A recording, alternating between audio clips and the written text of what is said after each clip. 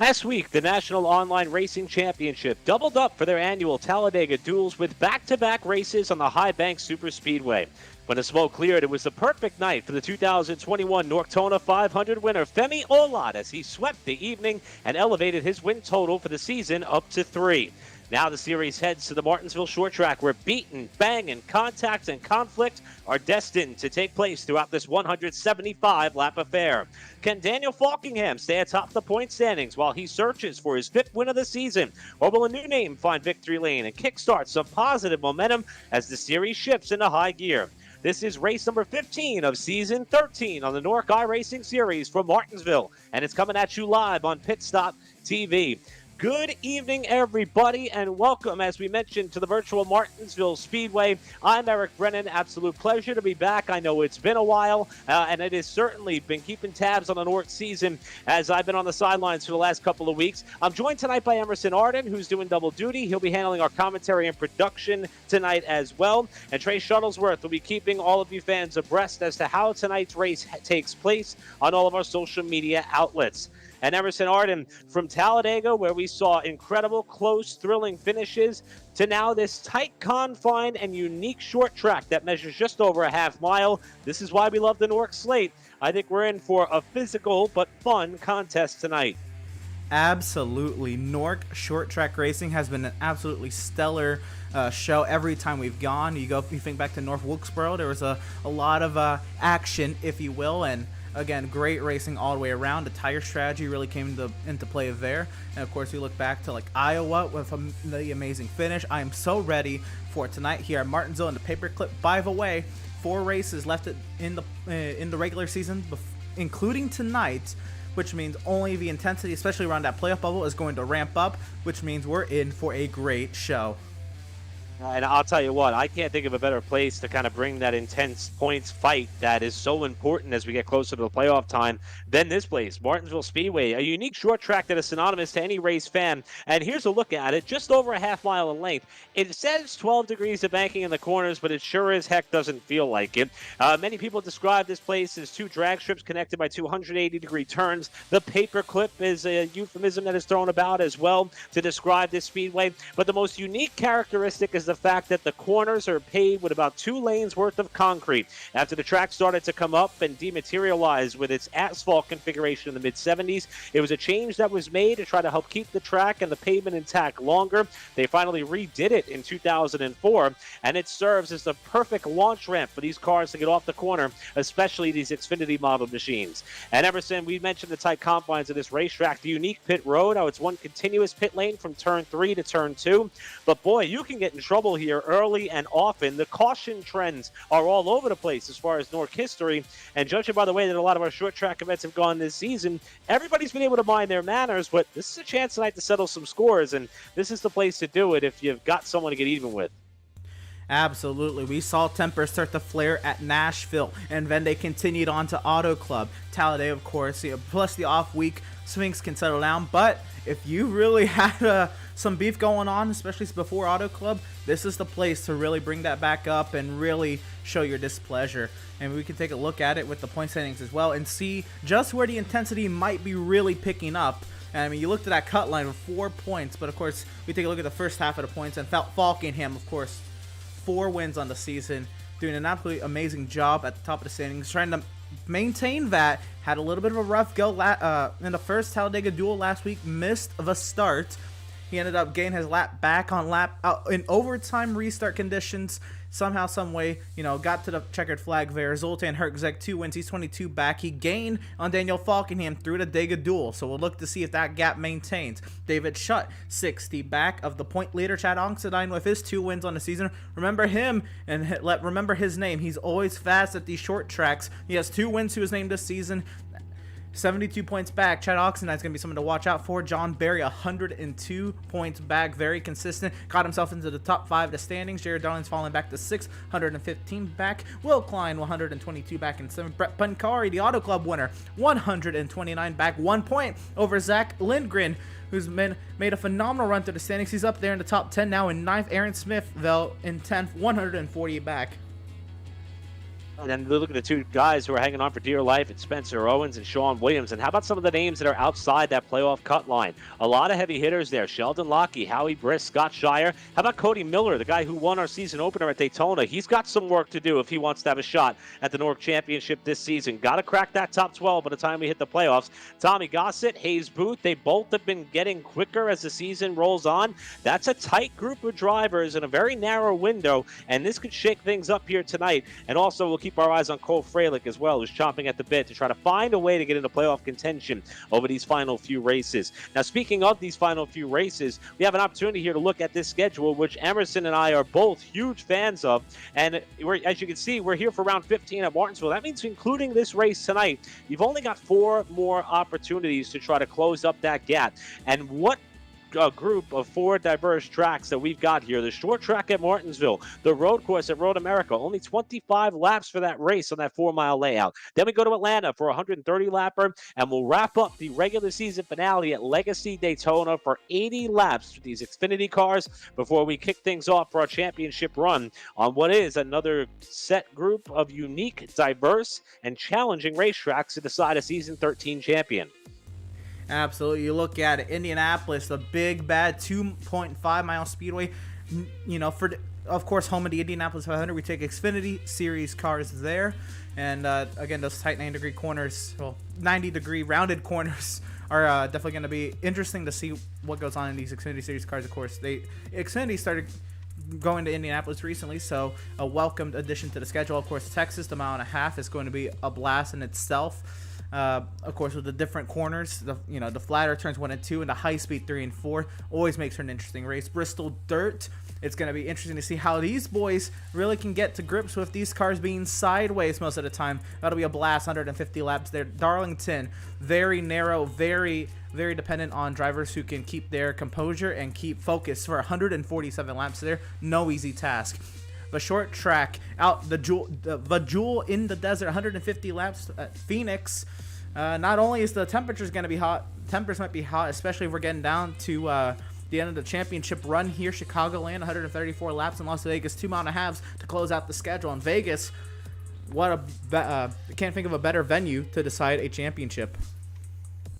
I mean, this is why when I saw this slate when we kicked off our coverage back at Daytona and officially really with the Clash, the NORC 500, and the Daytona season opener, I thought that this was one of the best, well put together stock car series schedules that you could find across the sim. I mean, this truly does test the talents of a number of competitors, and tonight's going to do just that as well here at Martinsville. I mean, when you talk about 175 laps on a track of this nature, some may see that as a recipe for a disaster. However, when you look at the past history of a number of the short track races that NORC has run on, particularly this season, these guys have been really well behaved. Nashville was a little bit hit or miss there with Daniel Falkingham taking the win the last short track out in race number 11. And then if you go back to Iowa just before then, Femi Olot had a great night there as well. Tommy Gossett was the one who claimed pole. And then we go back to North Wilkesboro, the track which, of course, was revitalized by the sim on the iRacing platform, where Chad Oxendine, who, as Emerson mentioned while going through the point standings, he is one of the favorites any time that NORC comes to a short track throughout their season. And he would kick things off with that short track win in North Wilkesboro. But the trends at Martinsville, and I'll credit our buddy Andrew Cardinale IV, who is actually down at Charlotte Motor Speedway helping out our friends on NBC Sports Track Pass for Summer Shootout for their 6th race of the season.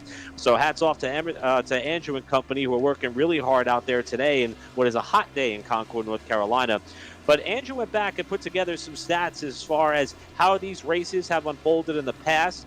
Now, granted, we're going 175 laps tonight. In the past, we've done 180 in Season 12, 1 year ago. 15 cautions in that event with 4 lead changes. If you go back to Season 10, how about 20 yellow flags with 16 lead changes? So a little bit more yellow, but a little bit more shuffling around at the front. Season 7, only 10 yellows with 9 lead changes. Seasons 4 and 6, back-to-back races that saw 14 cautions. Season 3 tied for the most with Season 10 at 20. And then, of course, the lowest amount of yellows that was held here at Martinsville was back in Season 1 in 2005, a 125-lap race that only saw the yellow flag fly 5 times. Emerson, I know it's hard to judge the environment and atmosphere coming into a race like this, I'm not sure what we're going to see. I don't know if it's going to be a clean 175 lapper at Martinsville. That's a lot to ask. Or if it's going to be a night of yellow fever. It looks as though, judging by how hard these guys are pushing in practice, as Jared Darling rips the front end of his car off as we are riding on board with him. Judging by practice, it's going to be a fun one. Could turn into a long night. And as you pointed out in our lead-in here, we're going to see this track change as well.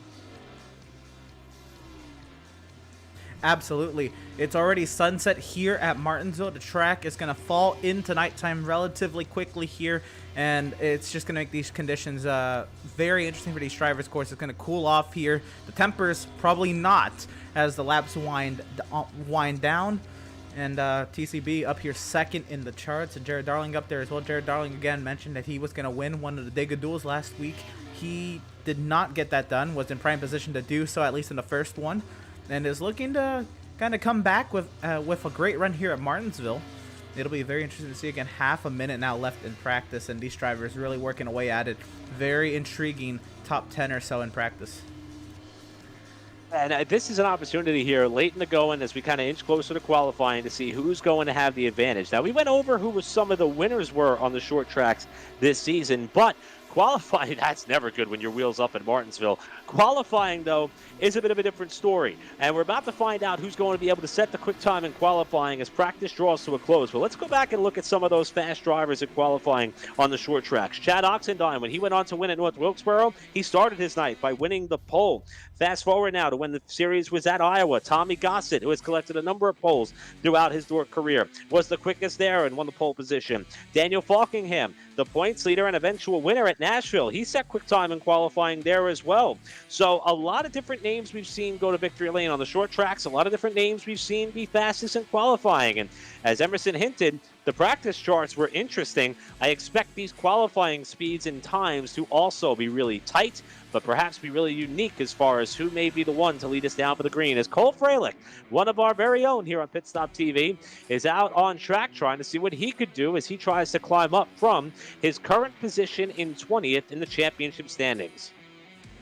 All right, Cole Freilich trying to make a huge championship run here. That slide into turn 3, that's not going to help. We'll see if he can pick it up on his second lap. We'll catch up now with Zach Lindgren, who's clawed his way into the top 10 of the standings. And Freilich, of course, will set the fastest time. And Lindgren goes even faster, very wide at the apex of the corner. That is not going to be very helpful to his time. We'll see what happens down the back.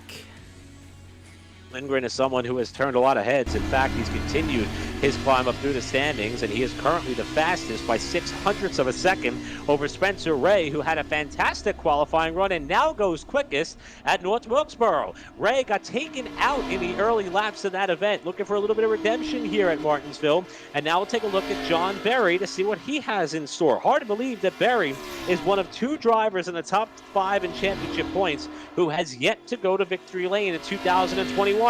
Could tonight be the night? We're about to see what kind of lap he has in store for the qualifying session as he puts 1 lap on the board, and he is currently 7 of the 8 cars that have taken time thus far, trying to pick it up here on lap 2. Yeah, really hightailing it down the back straightaway here and down into turn 3. You don't want to be right on the inside curbing. You want to be about a quarter, maybe half a lane up off that inside curbing to make sure that car rotates and doesn't hit that bottom. John Berry will go second quickest with that time. And look how close that is. 13 thousandths of a second off the lap that was set by Ray, squeezing between Spencer and TCB as Jared Darling wraps up his lap. As a matter of fact, perhaps he didn't like how he got off the corner there, so he will reset to the pit area and try again. He did not get a lap of record in the books just yet. And Darling, who, as Emerson mentioned, really had Talladega Duels highlighted after a strong showing to kick things off at Daytona to begin the season, did not have the result to show for it. Was really looking forward to the Talladega Duels as an opportunity to make up some ground in the championship standings. He finds himself in a pretty safe spot, 6 in points, destined to make the championship run. But he's going to want to start to pad in the win column as he has a goose egg sitting there now. But 2 top 5s for Darling so far in 2021. And this looks like it's going to be a clean attempt here to try to get a qualifying lap in or not. He's going to pull to a stop again for the second time as Ray's time remains. Oh, there it is. Timing and scoring just updated here. And it's going to put Darling on the pole. Yeah, absolutely. That was actually Hayes Booth who set who set a time there. He came to a complete stop after his run. Hayes Booth, one of those drivers trying to get himself a better run as we get into the playoffs here. And Hayes Booth, again, was maybe inches away from duking it out with Femi to the line in a close photo finish battle with Femi. It got turned at last second on the final lap of the first duel, and looks to try to recharge through the field and go at it again, this time here at Martinsville. And we have about 75 seconds left, and we have a very quiet track. And I stood corrected there. Thanks for correcting me there, Everson. We jumped on board there with Booth, who is still in the top 10, and Darling, who I guess that first aborted lap time was the right move. He obviously knew he didn't get the warm-up lap that he needed to lay down a flyer, and was able to reset it back and try again. And look at how tight the top 5 are right now. Darling, Ray, Berry, Baker, Lindgren, covered by less than 1/10 of a second, while this driver, second in points, 2-time winner on the season, Zoltan Herczeg, is going to try to get himself up towards the top of that pylon, and he is someone who has run well here before. However, believe it or not, Herczeg not on the win list as far as former Martinsville winners. So Zoltan's going to try to change that here tonight. Let's see what he can do, as he may be one of the last cars hit the track for qualifying. Zoltan will come across for his first lap, and I think he's going to start to put all his eggs. Well, never mind. He goes top of the charts, and there's not another driver out there who's even trying for a qualifying lap. So now Herczeg going at it now to just improve the margin of his pole time. But out of nowhere, at last second, Zoltan Herczeg waited for the right time of day to go out and set the quick time, and he goes even faster. 19.710, the lap of record, the lap that will end qualifying and give Zoltan Herczeg yet another pole on the season. As a matter of fact, this is his 4th after he kicked things off with a quick time run at Kansas, backed that up with another pole effort at the road course at Road Atlanta, got another pole at Dover, now adds a short track to the list of tracks that he has set quick time in qualifying. We mentioned his 2 wins, Kentucky and Dover. Now he's going to look for one on the short track, as Herczeg is going to lead us down for the green, and Jared Darling with a great qualifying run starting in second here tonight. Back to row number 2 is where you're going to find Spencer Ray with the strong effort in the 3rd spot outside John Berry, who will start the number 74 car in 4th. 5th starting position is where you're going to find Terrell Baker, TCB in the 25, and Zach Lindgren making up the outside of row 3 in car 85. Row 4 is where you'll find Chad Oxendine, a North Wilkesboro winner in the 66, looking for another win on the short track tonight. And Howie Brish trying to get in championship playoff contention, going to roll off 8th tonight in the 97. And rounding out our top 10 is going to be that of Tommy Gossett, the 00, and Patrick Colby with a strong top 10 qualifying run to bring us through our first 5 rows.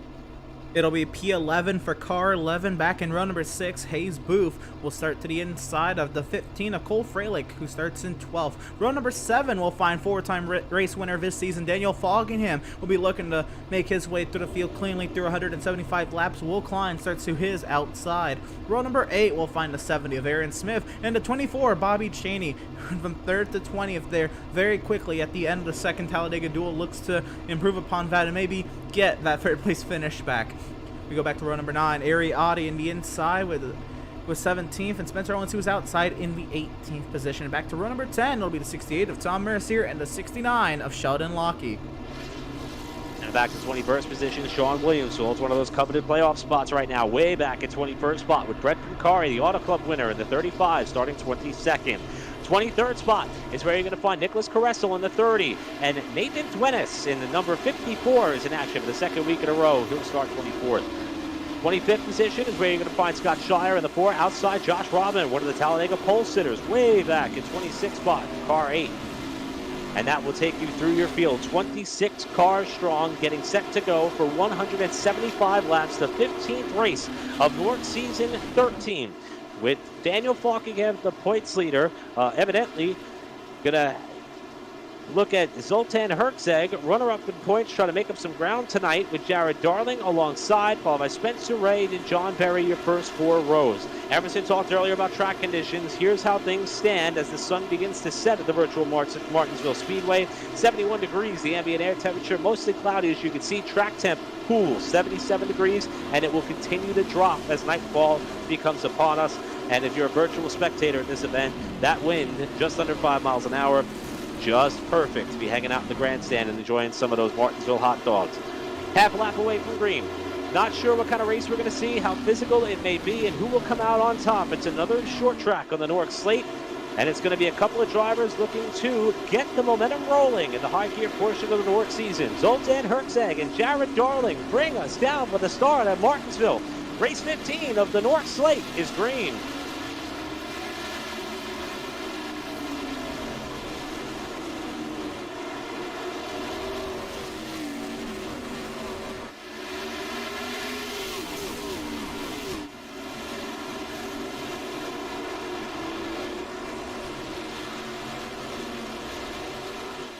Objective number one is going to be survive that first lap, and so far the bulk of the field has done just that, with Herczeg taking the lead. Jared Darling trying to work the high side. Spencer Ray down low after that inside start on row 2, now trying to move up to second. Darling's able to outbrake him in the corner. Mistake there as he locks up the left front and runs wide. Very costly maneuver there for Jared Darling. He's going to slide all the way back to just to the back end of the top 10 here. And now TCB looking to take away that second position from Spencer Ray. They go side by side down the back as Zoltan Herczeg goes fastest that last time around. John Barry up to fourth, licking his chops, looking to find his way onto the podium position there. Spencer Ray clears behind TCB. Now looks back to the inside. TCB goes fastest.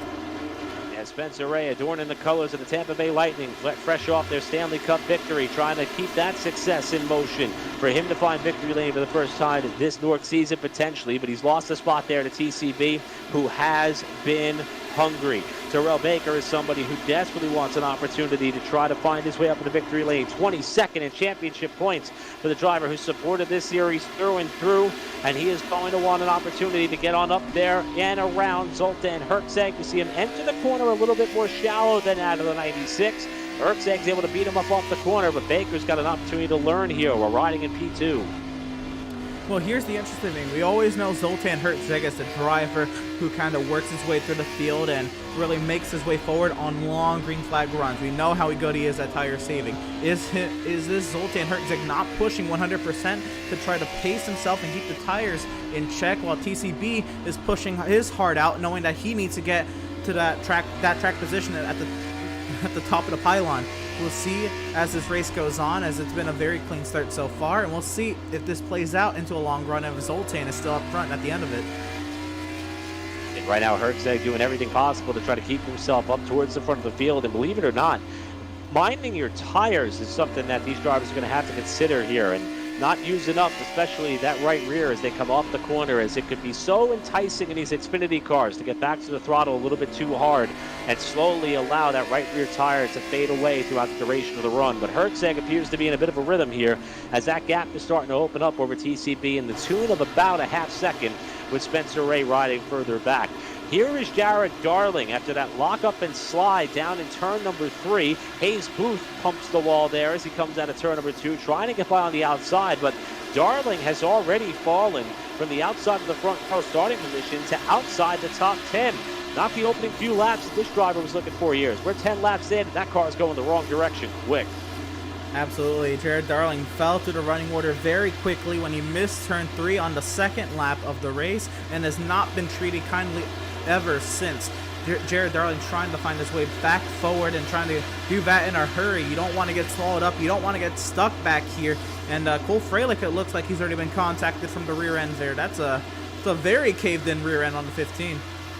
Yeah, it's a pretty good shot that Freilich evidently took there to the back of his car. It has not slowed him down any, as he is up to 10th in the running order for Freilich. And he's got some breathing room, not only from behind, but also out the front, just to try to log some laps here and see how much of a green flag run we're going to get in this opening stint. Further up the road is that of Howie Brisk, but here's the fight for the lead. We saw it expand to nearly half a second early, and now Baker has started to claw back into that advantage that Zoltan Herczeg has held since the drop of the green. You see him close here up under braking. A little bit of a double apex approach for TCB, who's able to tighten up the exit in the corner off 2. And you see him close here in again as he gets on the binders for turn 3.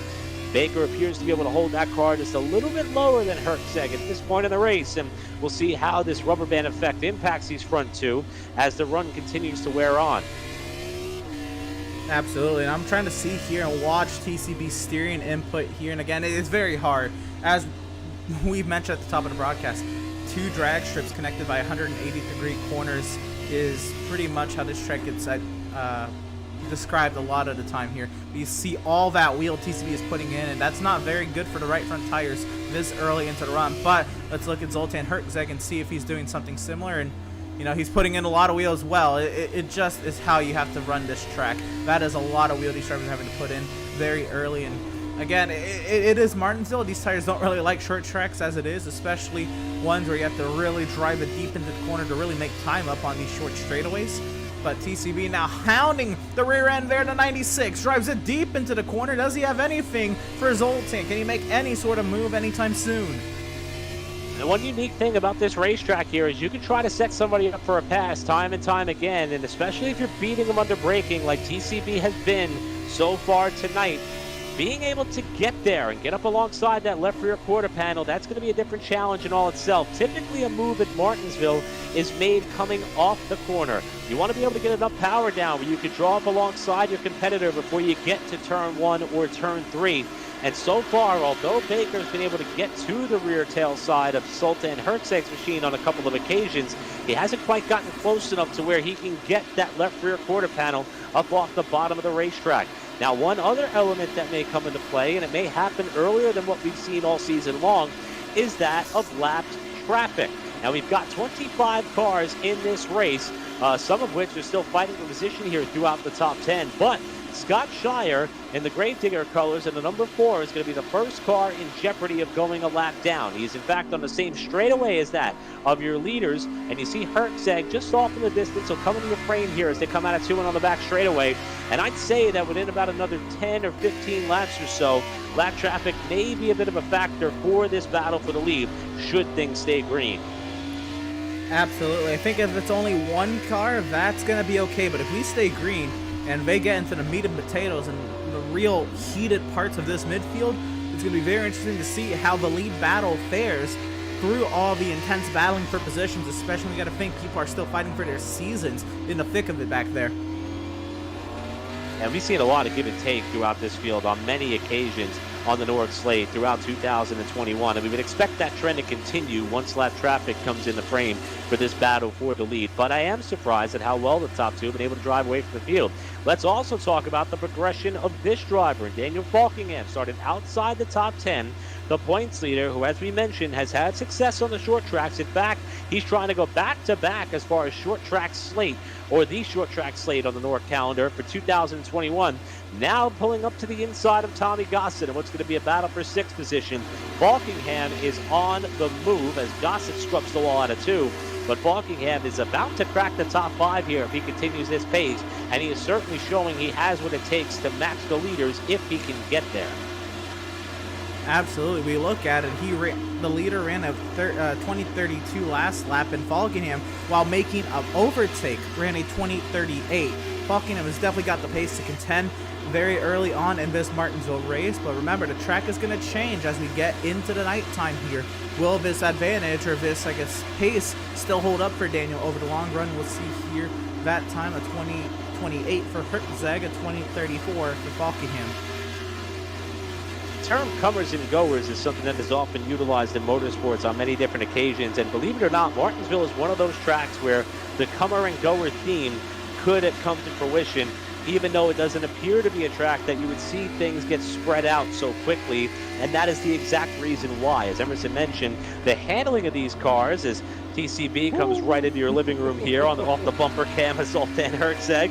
But the reason being is your approach to these corners, your attack to braking and back on throttle time, the amount of time it takes you to suppress the brake pedal enough to get the car to turn, and the amount of time it takes you to reapply the gas coming off the corner, that impacts tire life. And it also impacts the longevity or lack thereof of speed in your car. So that's why we could see some guys who appear to be lightning quick now not remain that way towards the end of the run, should this race stay green, as Hertzeg slides the back tires a little bit there, getting back to the gas in 1 and 2. Again, when you watch Martinsville, when you watch short tracks, you always look for this view as TCB wants to take an examination of the underside there, the 96 car. He's all over the rear end on these corner entries. sooner or later he might have to start wearing out that back bumper because he is really driving these corners very aggressively. He's getting to the center of the corner. Still a good time. 30 laps into this race, right up to the rear end of the 96 and bumping him through the apex. Oftentimes, production teams wince when this bumper cam is in use at a track like Martinsville because it usually doesn't come back in one piece. Thankfully, the cameras are as virtual as the race cars because DCB has given this front bumper a workout on the back end as Zoltan Herczeg's Chevy Camaro. You see it here. Under braking is where Baker's able to close up. That time, they both slid up a little bit in the middle of the corner. And just like that, this race is taking that long green flag run and feel to it. We're already 31 laps into this 175-lap race. We talked about the caution trends in this event over the last few times in which the NORC slate has been at Martinsville Speedway, and it's been double digits all but once. I don't want to jinx it just yet, but these guys are certainly minding their manners tonight. But when you start to see certain scenarios unfold, like a driver who may not be making progress or holding back a line of cars, that's where things can get frustrating as we check in on Hayes Booth and Cole Freilich, who battle the positions just outside the top 10 for now. And you already see, even if we haven't been necessarily keeping tabs on it, how aggressive this midfield has been. The rear end of Freilich's car, the front end of Colby's and Smith's car. It has been an absolute dogfight back here. These cars, they are not enjoying the paperclip as much as we are. The wonderful thing is, even though we see all these battle scars on a number of these cars, like that Patrick Colby who had a top 10 qualifying run. You see Ariotti, who started way back in the field, already up to 15th position in the McDonald's colors, looking very reminiscent to the scheme that Bubba Wallace ran mid-season on the Cup side. Even though we're seeing all these battle scars, the key thing to note is that everybody's kept their cars pointed in the right direction. But boy, even at a track like Martinsville, where aerodynamics may not matter all that much, any bit of physical damage of that nature could play a big role in how your night unfolds as we start to see lap traffic come into play with Sheldon Lockheed falling a lap behind the leaders. We mentioned Scott Shire earlier. We saw that car on pit lane. He is in fact 13 plus laps down after it evidently was not Shire's night. That's not going to help him in the championship standings by any stretch. He was 15th coming into the night, trying to crack the top 12 for the playoffs in these last 4 races, but Shire is now the last car in the running order and still falling multiple laps down, while the leaders get a brief reprieve from some of the tail end of the pack. Absolutely. These drivers, they have, I think, another couple seconds here. We'll look at Tom Mercier. They have quite a few laps, I think, before they even think about getting to Mercier. But when they get to Tom Mercier, that's where the midfield really starts for these leaders. It is really intense back there with Mercier, Duenas, Sean Williams, Brett Pancari, Josh Robbins, so many drivers right in that little battle right there at the, I guess, real tail end of the lead pack, if this was a speedway anyway. That's where this is really going to get intense in this lead battle. We've already seen TCB really drive the entry of these corners very aggressively, but has he worn out his stuff? He has not been able to get right back up to the rear end of the 96 since it's been about 10 laps. We'll see maybe if he's just taking it easy and trying to cool his stuff up before he goes at it again. There he goes, charging the corners once again, but he's not getting to the rear end of the 96 like he was 10 laps ago. When you're in the position that Zoltan Herczeg is in right now, you can kind of dictate the pace of the race here a little bit. Just because he's been the leader of all 38 laps so far doesn't necessarily mean that he's pushing that car to its absolute limit. He may be doing just enough to maintain the gap with TCB, and as Emerson mentioned, also trying to prolong the life of some of these tires. As you know, Martinsville is a track position game once the green flag flies, so being sure that you only have to come down the pit lane when you absolutely have to, or when you are within your fuel window perhaps, to make it to the end on one stop so you can cycle to the front. That's usually the strategy that is unfolded or executed by some of these drivers and teams, and Herczeg certainly does not want to stray too far from P1 that he's held since the drop of the green flag. You're watching race number 15 of the 2021 NORC iRacing Series. We are 41 laps in here at Martinsville, and so far all 41 have been run under the green flag. Here's our North Wilkesboro winner, Chad Oxendine, trying to pressure Tommy Gossett for a position inside the top 10. This is the fight for 7th. Yeah, Tommy Gossett has had a great qualifying run, but he's kind of steady. He's maintained his run here, but I think the longer it's starting to get to Gossett as more of these drivers start to come up to the field. We saw him already get overtaken by Falkingham. He actually put it in the wall, trying to get let Falkingham by there. Chad Oxendine, now we already know how aggressive he can be at these short tracks, right up to the rear bumper of Tommy Gossett. There's the lap vehicle of Sheldon Lockheed as well. That may or may not help either of these drivers in this battle. Lockheed has to give way there to Tommy Gossett, and now here comes Oxendine, but we know Oxendine and the speed he has at these short tracks. Looks like Martinsville maybe not the same case as we've seen this season for Chad, but it's still, the race is young. He's still got a lot of laps to go, and Tommy Gossett struggling for grip there in the exit of 4. Unfortunate element for the night in which Sheldon Lockey is having, as the caution is out for the first time. We got an incident in turn 2. Several cars appear to be involved, or at least trying to avoid. And one of the cars that had some trouble carrying the USG Sheetrock colors here tonight is that of Josh Robin, who has gone around off of turn number 2. We mentioned the fact that Robin was somebody who claimed the pole already this season back at the second race at the Talladega Super Speedway. And so far, the short track at Martinsville has not been kind to Robin. Let's see what happened here behind Brent Pincari, and that's a lot of rear brake going into turn 1. Robin lost it on his own. Oh, right in front of some lead lap vehicles there. Everybody scatters, and the leaders as well. Oh my goodness. That was huge for Josh Robin. He'll get the car back going, but unfortunately he will lose a lap, and since he brought out the caution, he will also stay a lap down for this caution period. But Josh Robin, very lucky he didn't collect anybody else, and can grab 4 fresh tires, try this again. Unfortunate for Robin there, as you can see, lost it on his lonesome there going into turn number 1. And we talk about how hard you get on the binders there. That was the proof. And how about this move? Your leader, Zoltan Herczeg, on the pit lane here on lap number 46. Most of the leaders coming down for service on what could be a strategy play here to try to get back out and maybe make it towards the latter stages of this race, as this race should restart with about 125 to go. Herczeg, one of the first cars on the pit lane, he will lead the parade off. And what about the stop by Daniel Falkingham? He's going to pole vault into about the 3rd car off the pit lane as he continues to climb his way up through the pack. Yeah, absolutely stellar stop for Daniel Falkingham. He's going to have the fresh tires here, and this is very interesting because you got to think, of course, a lot of people did come in there. Actually, everybody else did come in, so it'll be Zoltan Herczeg, V-Race leader. I believe the other drivers may be just trying to wait to catch up to the pace car, because just how short this track is, if you're at the back of that field and you're not queued up behind the safety vehicle with the rest of the queue entering the pit lane, you may very well get lapped here. So I believe you saw drivers like Caressel, Pincari, and the rest of the field that kind of stayed out there, caught the pace vehicle, pitted the next lap so they didn't fall a lap down. Heads up move by those drivers there. At first I thought we were going to have some differing strategy, but it appears that everyone's going to be on the same page by the time we get back to this green flag, with Herczeg now cycling out to the lead. This gives us an opportunity here to give an offer a quick thanks to a number of our partners who make these events possible, especially our friends over at Tucson Sound Art. Your picture, your music. Use the promo code PitStopTV at checkout for 10% off your wall-mounted sound art device today. Also, our friends at Race Pace. Pick up the pace at Race Pace, community-driven driver setup shop and driver development program. Thanks also to Permanent Makeup in Maine, because you deserve the best care that money can buy. Also, shout out to Whiplash Media, the official graphic and camera provider of Pit Stop TV, as well as BAM Racing Videos, by a race fan for the racing community. And with that, we're going to see Herczeg lead the field down the front straightaway here, and looks as though we're going to be about 1 lap shy of getting back underway. So it took us 46, 44 laps or so to finally get that one and only caution. Due to the car staying out, that's going to count as a lead change. That's been the only lead change so far tonight, but only one driver has led under green, and that is the driver leading us back down for this restart, Zoltan Herczeg. Can TCB hang tough on the outside, or will Daniel Falkingham, the points leader, try to fill that hole and get the momentum righted after a tough pair of Talladega dual events last week?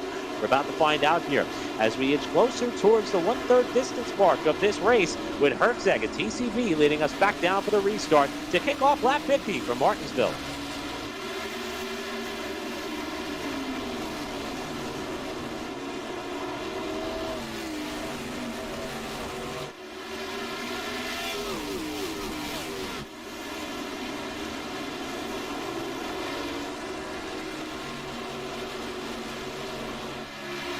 Second burst, same as the first. Herczeg with the jump, with TCB able to slot down to the second. Good launch on the outside of row 2 for John Berry, who took third away from Falkingham, while Zach Lindgren rounds out your top 5. So far, everybody minding their manners throughout the midfield as TCB starts to close back in under braking through turns 1 and 3, with Herczeg leading them back to the line. Interesting to note, John Berry has moved his way into that final podium position. John Berry looking to see what he can do with Herczeg and TCB. We haven't really seen John Barry really get up in there and fight it out for that podium position, but here he is right on the back end there to 25 and looking for a second. They're trying to take advantage of a potential TCB mistake. Zoltan Herzeg goes fast as that time around and right to the rear end is John Barry at the apex of the corner, but TCB gets that drive off. As we start to ride on board with some of these cars later in this race, you can almost feel the urgency that is starting to develop from competitors as these passes get a little bit more difficult towards the front of the field. You know that you can outbrake the competition, but being able to set them up for a move off the corner, that gets difficult. And speaking of drivers moving up, how about Ariotti? He is one of the biggest movers in the field. You just saw him get around Howie Grist with authority to move up into the top 10. This is somebody who started back in 17th position. He ran as low as 20th according to the box score on the bottom portion of your screen, but Ariotti is making some noise, and he is up into the top 10 with Hayes Booth next on his hit list.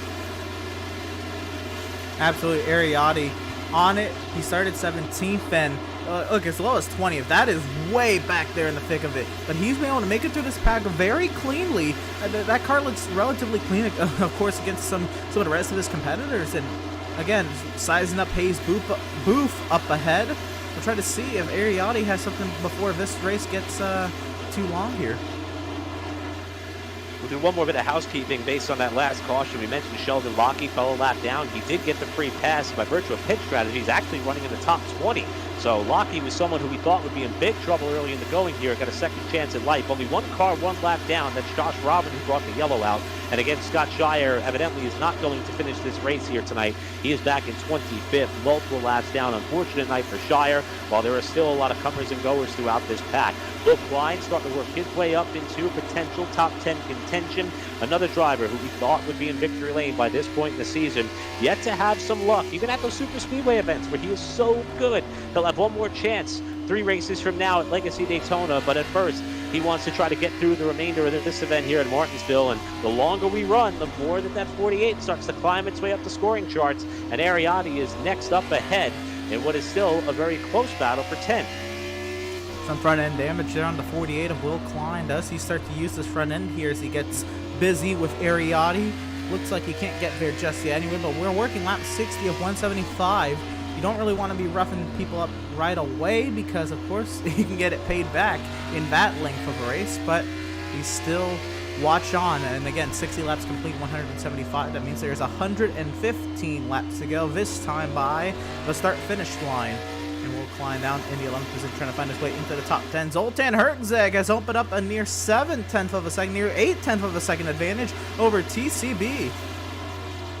Yeah, Herzeg has apparently found another groove here as this race continues to wind down, and we do expect the way the timeline has been kind of put together here that this race could fall under darkness.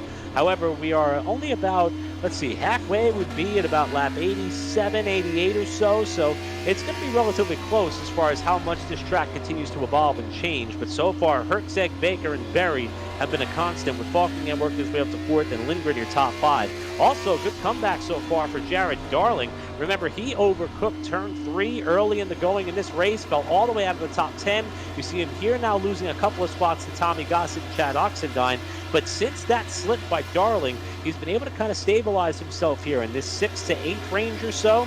Still appears to be pushing the nose a little bit under braking in turn 3 and turn 1, but he's still got a pretty good piece underneath him tonight here. And when it counts is when we may start to see Darling work his way back towards the front as he closes up on Oxendine there in the middle of the corner.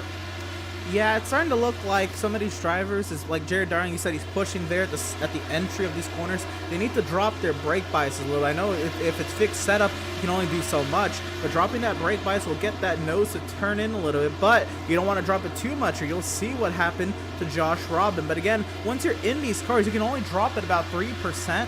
So that brake bias needs to be dropped, and you kind of mind it. And of course, some of these drivers are probably adjusting it throughout the run, of course. And I probably wouldn't put it past Jared to adjust his over the course of the race as well.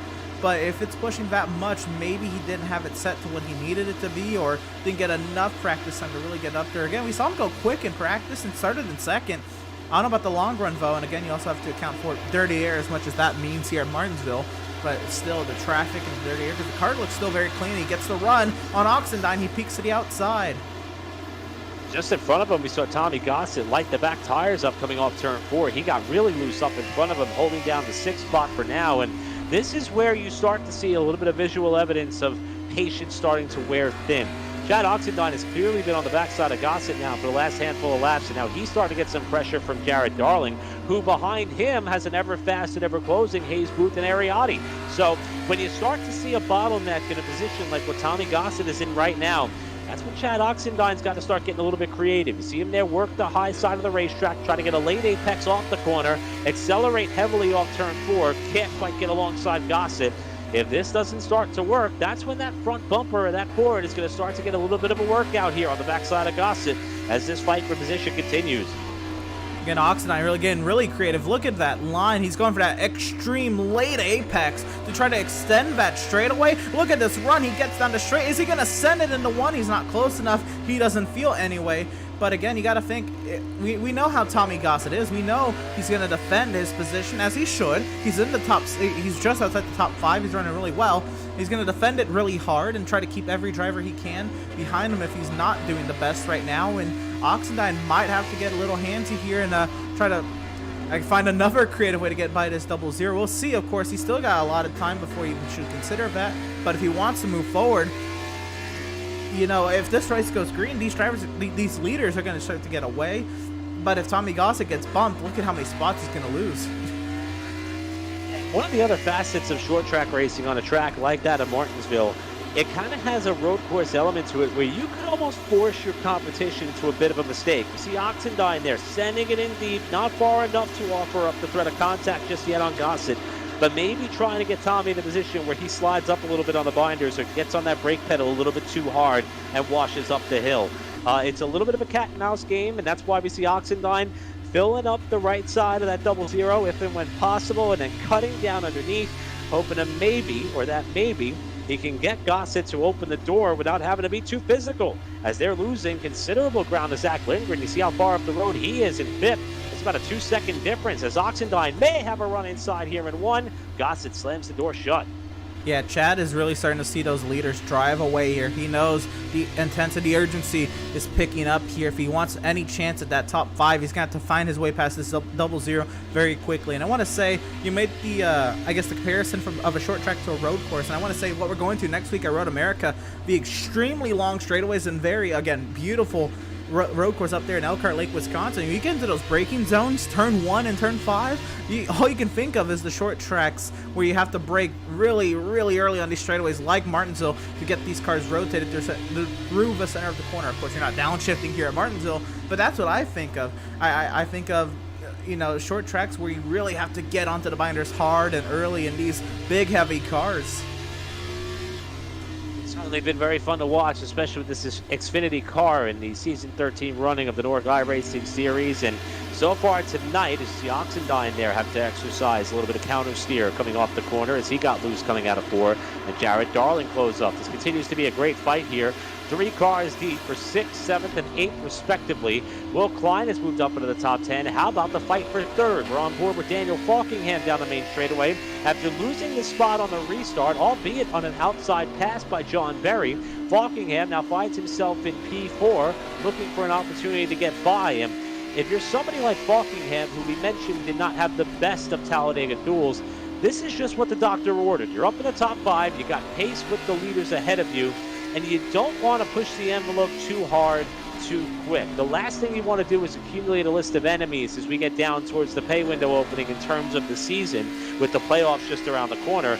So with that in mind, Falkingham is certainly going to try to mind his manners here a little bit and see if he can get by the competition relatively cleanly, as he is pressuring but not working over the rear bumper of John Berry's car, at least not yet, as we're about 7 laps of halfway. As you say that, he gets right up to the rear end there to 74, and I think this is Falcon also understanding the situation. He's got 4 races left counting today, so 3 races after today. He sees his main competitor in the point standings there, Zoltan Hertzeg, just really driving away from him. He's actually taking faster lap times and clocking him almost every lap. And of course, Falkingham is 2 cars ahead of him, but this has got to start to become a damage control game. You got to think, all right, well, if Hertzeg drives away and wins this one, can he, pick off this 74 and this 25 here to kind of reduce the amount of points he loses in contact through the center of the corner? Here we go. We're going racing for 3rd. Right now, Falkingham's got the door open down to the inside. Berry's going to leave just enough room there for him to try to squeeze through on the bottom.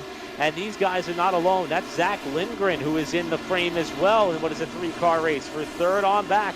Berry now going to try to rim ride the top of the racetrack. Falkingham trying to keep that left front off the curb. You saw how loose that 20 car got there on corner exit. That's going to allow Berry to hold on to the spot. But for how long? Falkingham back inside as they come out of 2.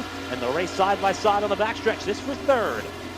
It's so difficult when you're on the inside of somebody to not wash up to the outside of the racetrack and still try to keep this car turning, trying to use the throttle to turn the car there on exit, despite how tight it can get on these corner exits. And Falkingham driving it deep down to that corner now. He gets clear of John Berry, and now Berry under heavy attack from Lindgren. Lindgren trying to take fourth to the inside. He goes in his number 85 Ford Mustang. They're going at it now, and John Berry, same song, second verse. He'll get overtaken here. Is he going to get cleared by Zach into the corner? Most likely in the one, unless Berry has something up his sleeve, and he is cleared back to the 5th position for the 74 John Berry. You can see there, once trapped up to the high side, Berry was unable to hold on to not only 3rd but 4th as he falls back to the 5th position, with Lindgren continuing his quiet charge up through the pack. We documented the success that Zach Lindgren has had so far this season: 3 top 5s, 7 top 10s. And he's also had himself in position to score success, but not a win just yet in 2021.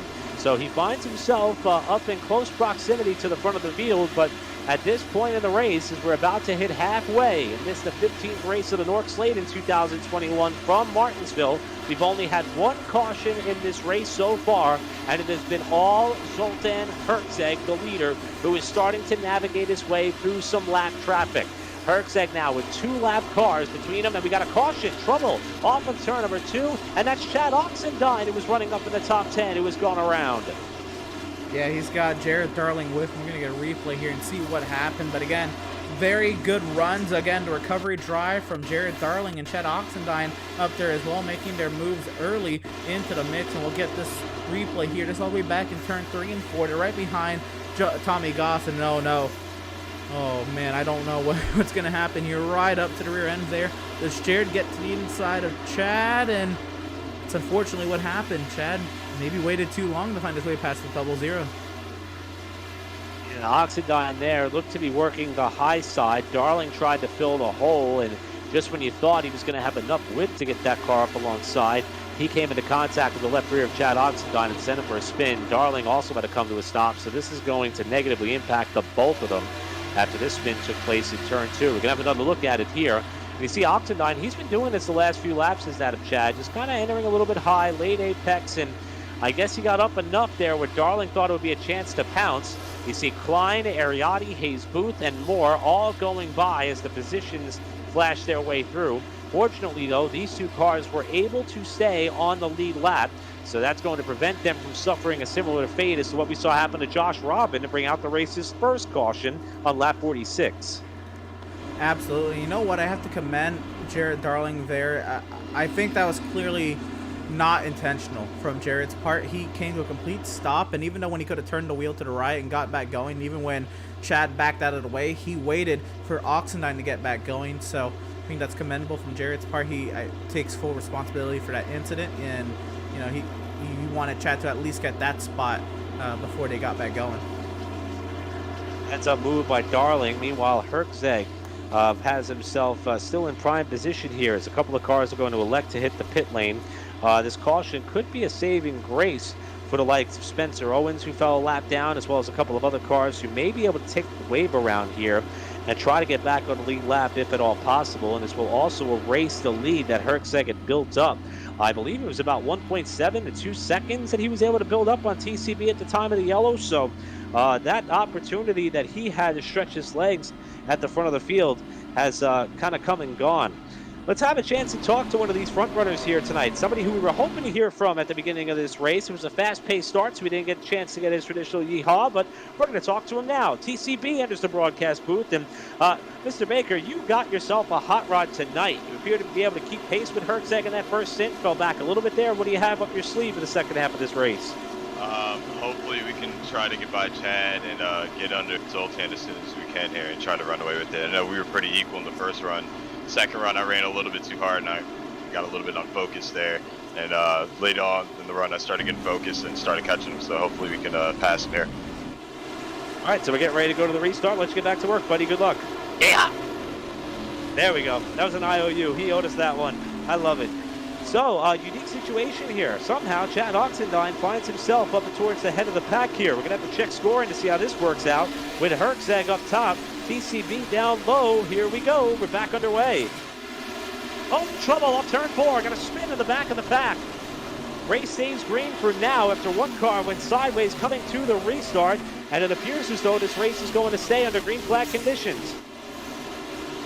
Yeah, it appeared to be a one-car incident at the back of the field, and again, they were able to get us that yeehaw we missed there at the start. I was going to say here, Zoltan Herczeg and Chad Oxendine, they did not pit on that caution. Everybody else in this field did, and TCB, again, fresh size caution now comes out on the speedway. We got Brett McCarry around in the back. So Pancari's going to spin. Spencer Ray also involved. This is the second incident since the yellow since we got back underway for the restart, I should say. So this one involving a couple of cars up in turn number 2, and that allows us to catch our breath on the pit strategy that took place while we were watching the replays of the last yellow. This is coming to the restart with Brett Pancari and Jared Darling kind of down low here, and that's Darling who, getting back to the gas, looped it off the corner. Oh, he never went completely around. That's a great save there by Darling. Great job there. That's why the race was able to stay green. Did about a half spin and kept it in the throttle. So now we're going to continue to watch it. We'll try to see what happened here. We saw Spencer Ray also around, so we'll try to see. This looks like this happens here in the thick of the midfield there, and Klein and Ray tries to check up, and there's a boop from Howie Briss, and Hayes Boop pounds the wall, trying to avoid the spinning Spencer Ray. I don't know what kind of damage happens there to Hayes Boof's car, but Brett Pancari locks it down, comes to a complete stop, and it's another, very simple one car spins another car incident. Yeah, Spencer Ray around. It's the third caution of the race so far here tonight, after Ray, who, as we mentioned, celebrating with the NHL Tampa Bay Lightning paint scheme here tonight, hoping that would result in some success for him after he's had flashes, pun intended, of brilliance on the short track so far this season. But unfortunately, this has been the theme.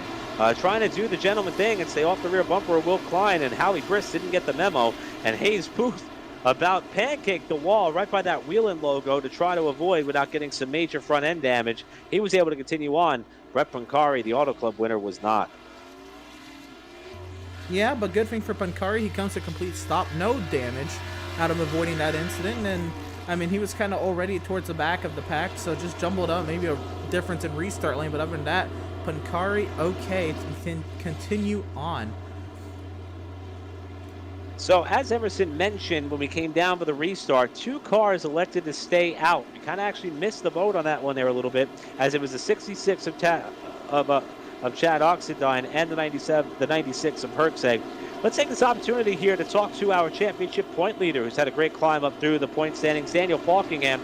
And Daniel, not many people are able to move from 13th on the grid to 3rd as cleanly as you have. You've had a great night so far. Is this just what the doctor ordered after the tough breaks last week? Yeah, absolutely. It's not a friggin' roulette, not a friggin' lottery like 2 races were last week. And definitely, you got to definitely drive the car, got to use the brakes, got to have throttle control. Short tracks, I love short track racing, and we're up here in a good spot. Started 13th because I got in the server late, but drove to the field up to 3rd. We got a shot to win this thing, but it's just going to be so hard because aero push is really bad in the center of the corner. So we're going to have to give it everything here. Maybe some strategy. I don't know what's going to happen, but it's going to get crazy.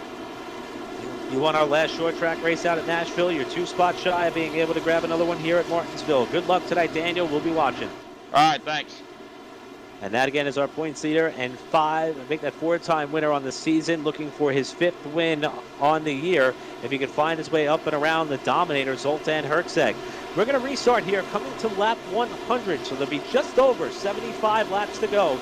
After we've had 3 yellow flags slow the field, hopefully we get in a bit of a green flag stretch. It's the drivers who have been top 2 all night. Herczeg and TCB back underway.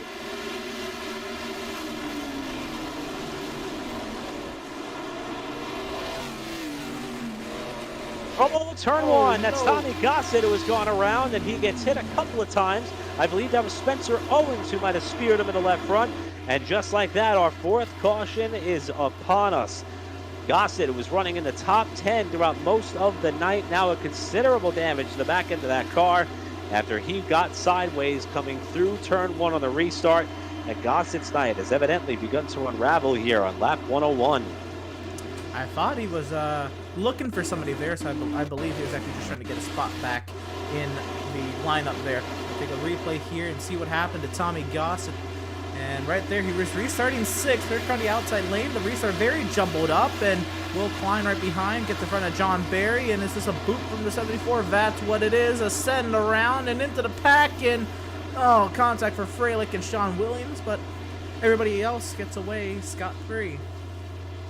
And then I spoke. I thought that perhaps Spencer Owens was the one that may have tagged him. It was Freilich who got the front end damage there after not being able to avoid the spinning car.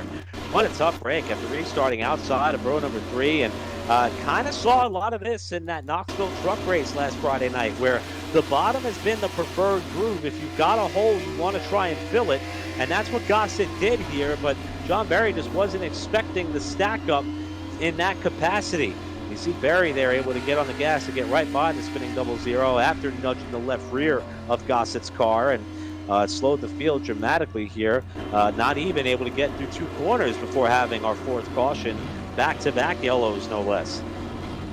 Yeah, absolutely. Very tough break, and that's just kind of the way things go here at Martinsville. Very, very tough conditions. And why don't we have the chance here? Let's go ahead and talk to another one of these drivers, maybe one of these drivers who stayed out under the last caution, Chad Oxendine. Chad Oxendine of the broadcast booth. And Chad, once we come to a short track, we know that you are the driver to watch. However, the pit strategy varied 2 cautions ago. You elected to stay out. How's that working out so far as you're running in 4th? Yeah, well, I was hoping we wouldn't get all these yellows back to back. I was hoping we'd run a few laps before we got one, but we'll see how it plays out. You know, I got cycled to the back there after the spin, so just gonna try to play some tire strategy here to the end and see how it goes. We're kind of probably like a 5th to 10th place type of car, so trying to make some magic happen here. What is it about these short tracks that just suit your style? You got the win at North Wilkesboro to kick off your season. You got the intermediate win at Homestead mid-season, but you're picking up right where you left off as far as the shorties here. What is it about these style of racetracks that you just love driving on? You know, I can't pinpoint it. I think it's just more of a driver's track. You know, anywhere where, you know, any kind of driver's track I enjoy running on. I think the cream rises to the top, so to speak. So try to get up here and run with these guys once we get on equal tires with them. Well, you've been running up towards the front all night long. Chad, good luck tonight, buddy. We'll be watching. Thank you, guys. Enjoy the race. And that's Chad Oxendine going to restart outside of row number 2 alongside of Daniel Falking and the point leader, and behind that of Zoltan Hertzeg and TCB, who will try to lead us down for the restart after we wrap up our 4th yellow of the night. And you can see the sun setting in the virtual distance. The track is cooling off. The action's about to heat up here.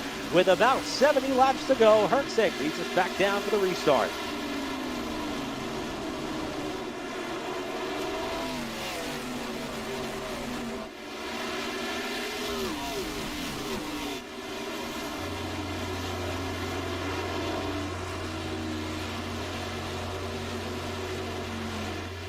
Chad Oxendine trying to keep that car up in that 4th position, but he's kicked up off the bottom as Zach Lindgren has started to look down low, with Hertzeg still leading the field. Battle is on for 4th behind him.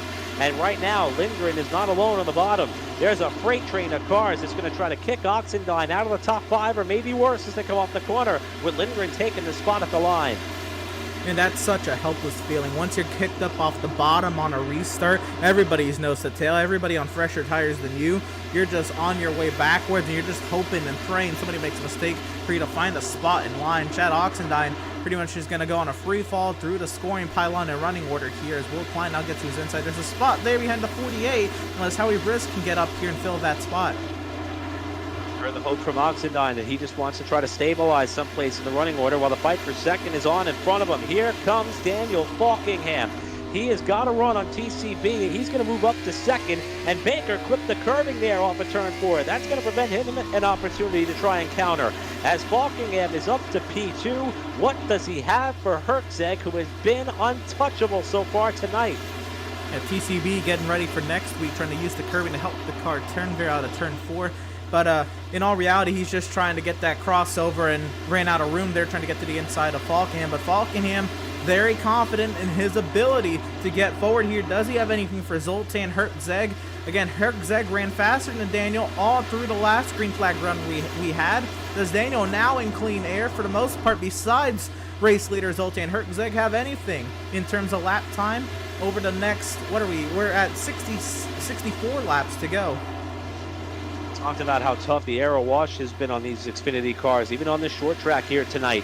And now he's got to try to make up about a 9-10 exit to Hertzeg, who has been the dominator all night long. And so far, that gap is not really closing, with Hertzeg in the cleanest air of them all right now at the front of the pack. We mentioned, though, Falkenham coming into the night, 22 points was the margin over Hertzeg, the championship runner-up. Right now, they find themselves running 1 and 2, albeit in reciprocated order, with TCB not allowing Falkenham to break free just yet as he slides up off the corner. And Falkenham is still target locked on the leader, trying to chase him down. I want to take a look at the track temp tonight, and it's at 77 degrees already, and the track pretty much cooling at a rate these drivers, I think, would enjoy.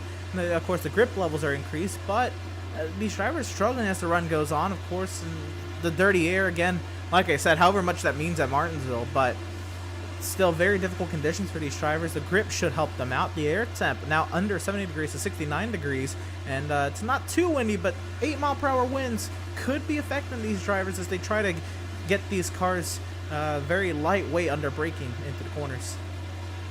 We expect that temperature to continue to drop, albeit slightly, as we get closer to the end of this race here, and nighttime begins to fall at the virtual Martinsville Speedway. As you can see, we've had 4 cautions so far. The last 3 have come within about a 12-lap span, so we're hoping to try to get some green flag runs here.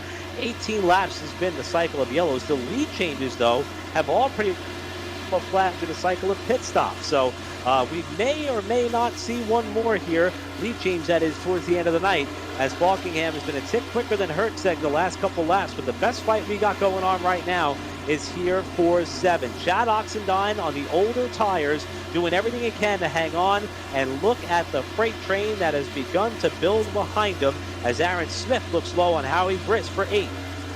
Caution on the speedway. I was just about to comment on the freight train he had behind him. Patrick Colby around on the front straightaway. He is perpendicular to the racing line. Patrick Colby, who had a great qualifying run, started in 10th position to bring this field down for the green.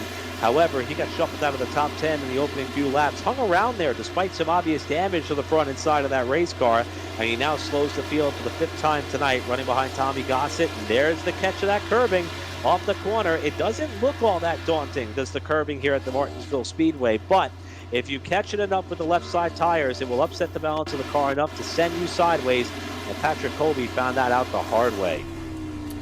Yeah, that's unfortunate circumstances for Patrick Colby. Right on board here with Jared Darlington, and it exactly was that. He caught the curbing, but instead of catching it with the left front, he caught it with the left rear, which almost kind of spat the car sideways, and it was very unexpected for Patrick. I don't think he thought he was that close to the curbing, and he just got onto the throttle as he normally would, trying to get your car from the drudgingly 60 miles per hour back up to 120, but he just caught the curbing with the left rear tire. News is once that car spun, it spun way down driver's left and out of harm's way for the likes of Jared Darling and company, who were coming off the corner in their conventional racing line. So Hertzeg out in front of the pack. Falkenham now is going to watch that margin that was about 3/4 of a second evaporate a little bit in terms of this battle for the lead. It's also going to give TCB an opportunity at redemption with an inside of row number 2 starting position, with Zach Lindgren slated to line up outside in 4th. That's how we expect the front 4 to come down for the restart here, as the laps are really starting to click away here at the virtual Martinsville Speedway. And this is about the first rash of yellow flags that we've seen with 54 laps to go. As we mentioned, 5 cautions thus far, but this is going to be a good opportunity here for some of these drivers to get at least one more swing at Zoltan Hertzeg, including that of this driver. We're going to welcome into the broadcast booth here Zach Lindgren, who's had an amazing night thus far. And Zach, your climb up to the front 4 has been fun to watch. Do you have anything, though, for Hertzeg, who has dominated so far tonight? Maybe. As the lights come on brighter and the night gets a little darker, maybe we be able to get some ground. But right now I'm just still trying to feel out my braking. The brakes on this thing have been terrible, so Right now, I'm happy to be in 4th, but right now we're just still filling out the car, seeing what we can get. We're in a great position for the end of the race, so hopefully we can stick with them and have a chance at the end. It's been really fun to watch tonight, buddy. We expect that trend to continue. Good luck. Go get him. Awesome, buddy. Thank you. That's Zach Lindgren going to restart outside of row number 2 in 4th as we get set for the restart with Hertzeg and Falkingham the front row, TCB, Lindgren row 2, John Berry, Will Klein row 3. Can we stay green to the finish? It's going to be hard, but let's watch as we get back underway. Who's going to win it for Martinsville? A great restart for Hertzeg.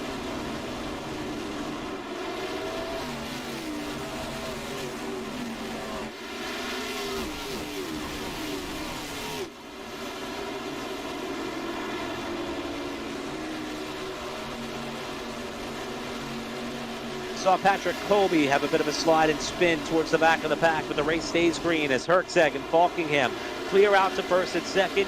Lindgren trying to hang tough on the outside of John Berry to hold on to the 4th spot off the restart.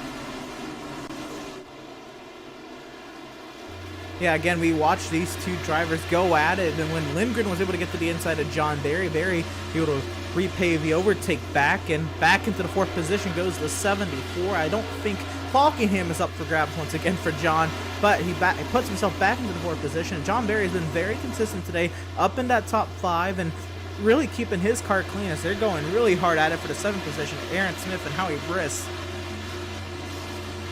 Aaron Smith trying to work high side. Howie Brish trying to work the low side here as Nick Caressel comes into the frame. Top 10 run for Caressel right now, running in 9th, trying to fend off Cole Freilich. That's the next pair that are in line, as Smith is going to make the top side work. I want to point out, Zach Lindgren, what a great job by that driver there. He could have stayed to the outside of John Berry while trying to hold on to that 4th spot. Knew there was an opening behind Berry before Will Klein was going to arrive on the scene. Contact off turn 2. Freilich got in the back of Caressel. They all somehow save it as they stack up on the back straightaway, and they fan out nearly 3 wide with Oxendine going way low to try to avoid Freilich. Great job by everybody to avoid more incident there, and as hectic as it is, and as everybody trying to move their way forward, everybody keeps their cars in whatever piece that it's left in, and going the correct direction. Now Oxendine looking to work his way forward. Oxendine cycled all the way back here on a pit stop, and he's got Jared Darling right behind. We already seen that story once, and we'll see if Jared gets into the back of the 66 again. No, but Chad will send it to the inside of Freilich. And now Jared Darling will try to follow suit. And Freilich, with already a very hurt car, or at least an ill handling car. And oh, Conte, he tried to get down in front of the one of Jared, and he couldn't get down there. Jared was already there. Cole Freilich will wash way up the track. As a result, will file back in line in front of Josh Robin, near contact and getting bodied again and again. Boy, I don't know how long Freilich's going to be able to put up with that, because he is getting pushed around out there. Josh Robin, who went for an early spin to put us under the first caution. Now he's going to tag him again. He gets hit from behind. Robin's able to hang on as Mercier comes around the top. He's trying to get 2 for 1 down in turn 1. What a save by Cole Freilich, bodied again, and holds on to that thing. No caution, because everybody's still going the correct direction. Josh Robin is falling all the way back, and he's going around. Now the caution comes out. Second time tonight that Josh Robin is going to loop it, this time on lap 132, and it will put us under the caution. We saw him tussling with Freilich, nearly wrecked about twice, and this time in turn 3, it is Robin who gets sent sideways after being able to have that glove save and a beauty. Here's that bumping and banging that happened a lap prior. This is where they should have wrecked in turn 3. And watch Tom Mercier here. He's going to clip Robin as well, right there, and just boot around the outside to get both of them by the end of the straightaway. And at this point, you have to understand, or at least I understand, the fact that Robin's probably pretty frustrated. He just saw Sheldon Lockey dirt track it through them there on the inside. He's got Patrick Colby up on the outside. As they come to turn number 3, Colby has a look. Robin inside, and whoa. Boy, he just got run over by Colby, who nearly clipped the end of the pit wall. I think Robin wanted to send it 3 wide, thought better of it, but when you're taking that shallow of a line, you have to break even earlier, and Colby could not anticipate it, and around went the 8 of Josh Robin, and Colby went rally cross jumping across the inside there, trying to avoid Robin and the pit wall. He took a cone with him as well. Very unfortunate for that cone, and there's the contact there, and Colby, whoa, oh, did Colby get damage from that? Oh man, he took a lot of damage from that. Yeah, Patrick Colby's not gone from bad to worse. He was involved in our most recent caution before this yellow flag, and now he's gotten himself some significant damage there. He's very lucky he didn't stuff it into the end of the pit wall, and we're going to be on board with him here to see just how close this ends up being.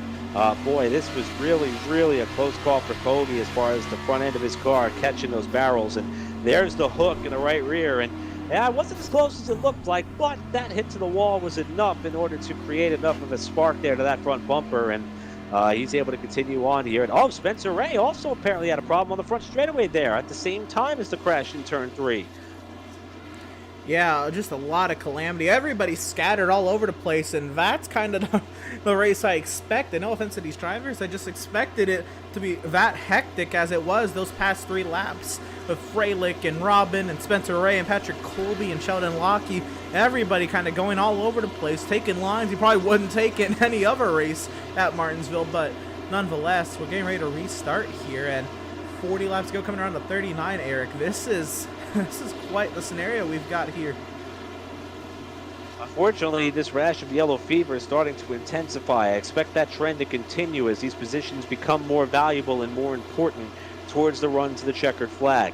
In this 175 lap event, we're going to restart here to kick off lap 137 with just under 40 to go for Zoltan Herzeg to try to cap off what's been a dominating night so far. Falkingham, after coming down for service, nowhere in the picture right now. TCB will restart up alongside. Here we go. We're back underway.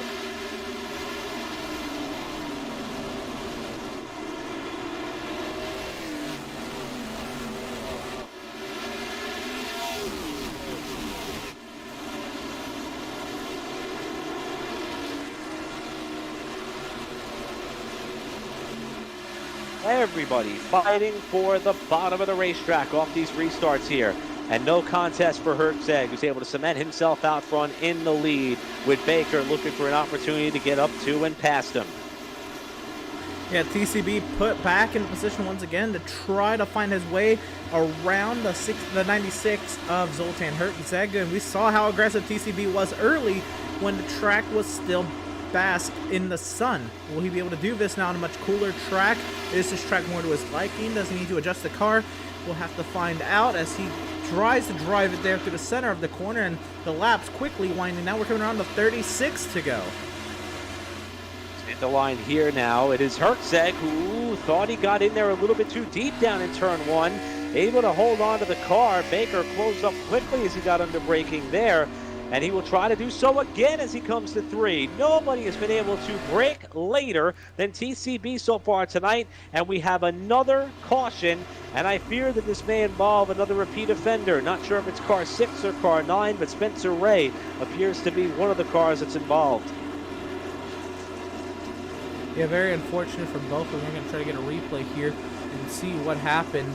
I saw Spencer Ray, unfortunately, not in the best of spots here. I believe he might have pitted, though. Let's see here. I think he went around and tried to get out of here as quickly as he could. And for Spencer Ray, the night had gone from bad to worse. Even though he was involved in the 132 lap caution, he wasn't the cause of the yellow flag, but this would be his 3rd incident of the night. And looks very similar to how things unfolded for him in North Wilkesboro. Strong qualifying run, and you see everybody just kind of accordion together here off the corner. There's Tom Mercier. Oh, he tags Sean Williams and slams the wall in the back straightaway. Yeah, he tried to tow off the track, but unfortunately that brought out the caution before he can get out of here, and that'll do it for Spencer Ray.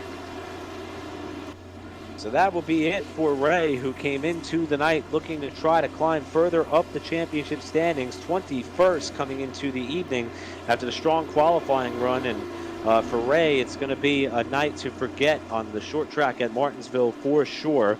Also, a couple of other drivers who we were singing praises to earlier, Ariotti, not sure what happened there, but he is out of the session and multiple laps down. In fact, second to last in the running order after flashing his way up into the top 10. So that is an unfortunate end for Ariotti's night. But somebody who remains in the mix right now is still out there after qualifying on the outside of the front row is that of Jared Darling. Jared, you talk about comers and goers. You're somebody who's been up and down the field a couple of times tonight, but you're still surviving here as we get closer to the final 30 laps. How do you like your chances for a strong finish tonight, running up there in fourth?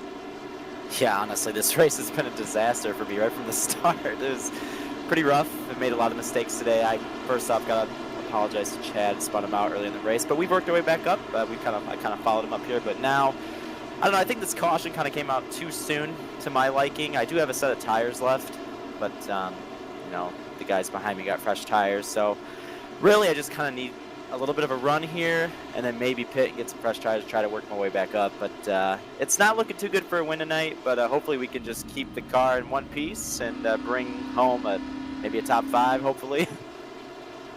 I know that you were looking forward to success in the Talladega Duels last week and it didn't go your way, but you've got one of the most uplifting attitudes of all the NORC drivers in the field. Is that positive approach essential when it comes to 175 laps at Martinsville, like what you got on your plate tonight? Yeah, I would say so. I mean, here, it's you got to be really, really patient, and passing here is very frustrating.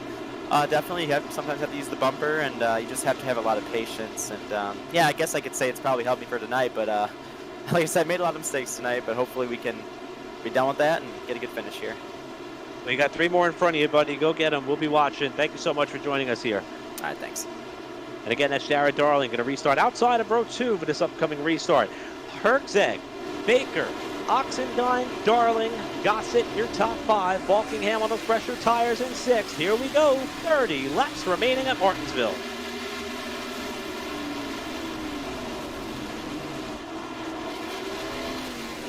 And they're not going to make it. That's Jared Darling, who we just heard from after restarting up there in the 4th spot, going sideways and putting us back under the caution flag. Oh, man, I feel terrible. You talk about an announcer jinx there. That is someone who we were just talking about his positive approach to his night, despite making a mistake and falling back from 2nd. And he is involved in the restart crash. Let's see what happened.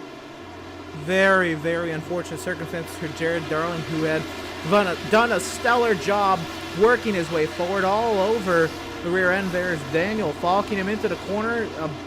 Hit from Caressa, and Falkingham goes around there, and no damage for Jared, but a loss of 10 spots is not going to go very well for this one car's plan.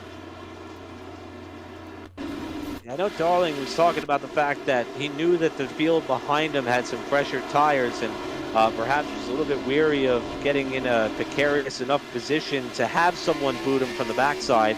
On board here with Falkingham, Gossett does slide up the racetrack, albeit just a little bit, and I think that's clear to say there was a little bit of net code there. You did see Gossett's car move up enough, and then that's when you saw the left side of the one take a bit of a virtual impact there, and I think the sim registered that as clear contact, even though it didn't look so to the naked eye on our screen.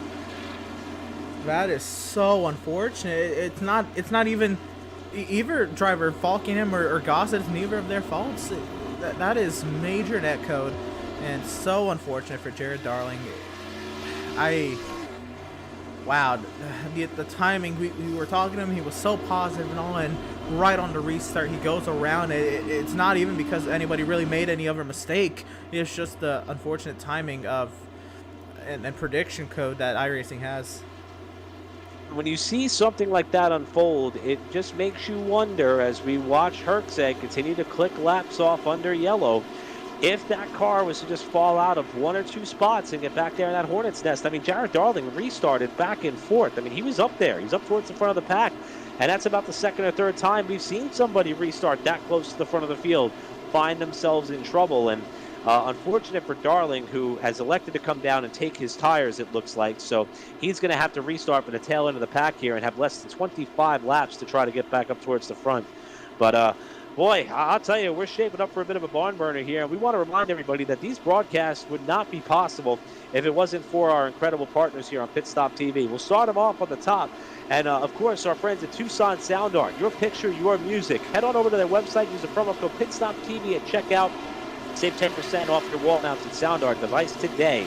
We're also brought to you by our friends at Race Pace. You can pick up the pace with Race Pace, a community-driven setup and driver development shop and program. Permanent makeup in Maine, because you deserve the best care that money can buy. Whiplash Media, the official graphic and camera provider of Pit Stop TV. And BAM Racing Videos by a race fan for the racing community. Half lap away from the restart here, and it will be less than 25, in fact less than 24 laps to go. With Herzeg and Baker on the front row, newcomers up there to that front four. Restarting down to the inside, it's going to be that of Chad Oxendine, Tommy Gossett, Nick Caressel, your top five. Whitleader Falkingham with the freshest tires there as well in sixth. Back underway.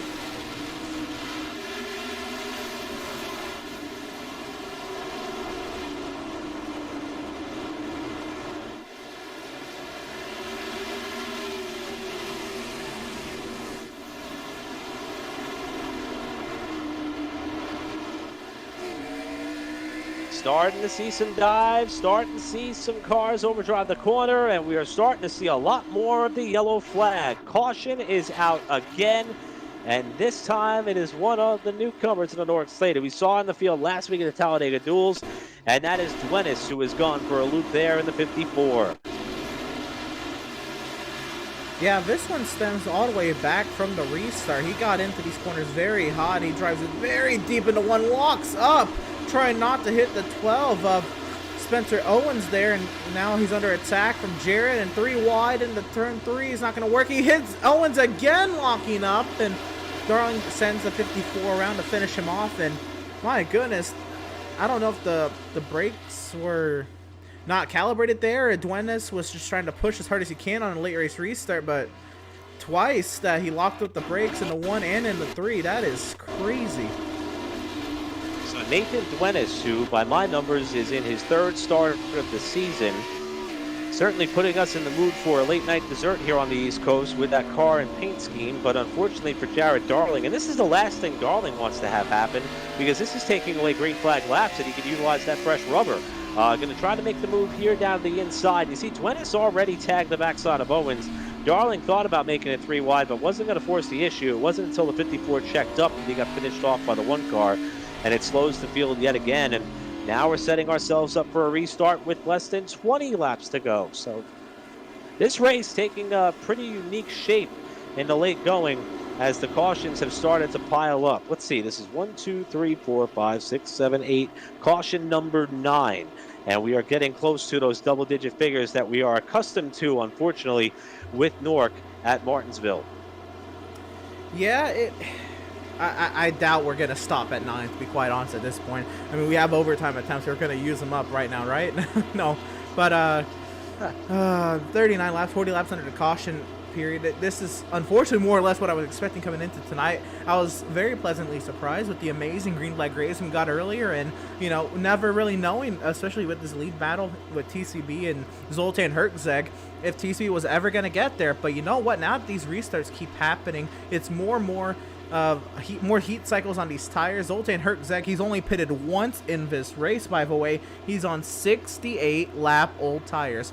Zoltan Herzeg trying to see what he can do on these old tires as opposed to the rest of the field. He's getting great restarts, and the last thing he wants to see is that yellow flag indicator on his HUD, because that is so unfortunate, as he has to put yet another cycle of heat on these tires, and he just allows drivers like TCB, Tommy Gossett, and Chad Oxendine one more restart to potentially take advantage of him. Yeah, and I'm kind of hopeful that we're going to have a green flag run to the finish, but as you can see, that track temperature just continues to come down along with the ambient air as we hit nightfall of the virtual Martinsville Speedway. 73 degrees, the track temp, 68.4 degrees for the air temperature, and it may creep a little bit lower as we get down towards the end of this one. Herzeg and Baker are going to have to survive another front row restart here. Will the field survive at least 1 lap? Only one way to find out.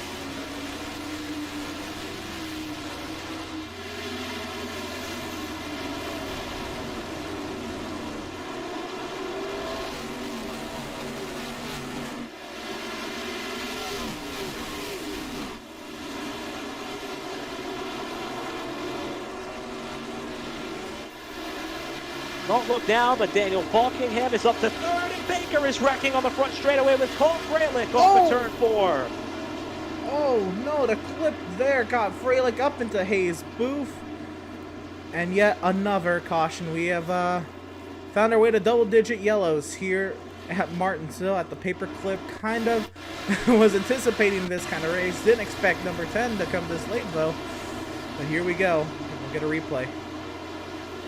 So TCB stuffed 3 wide off the restart outside of Tommy Gossett and Will Klein. They bump and bang in the corner. Gossett nearly spears the point leader. They all start to check up, but it's Klein who got Baker the first time off the corner.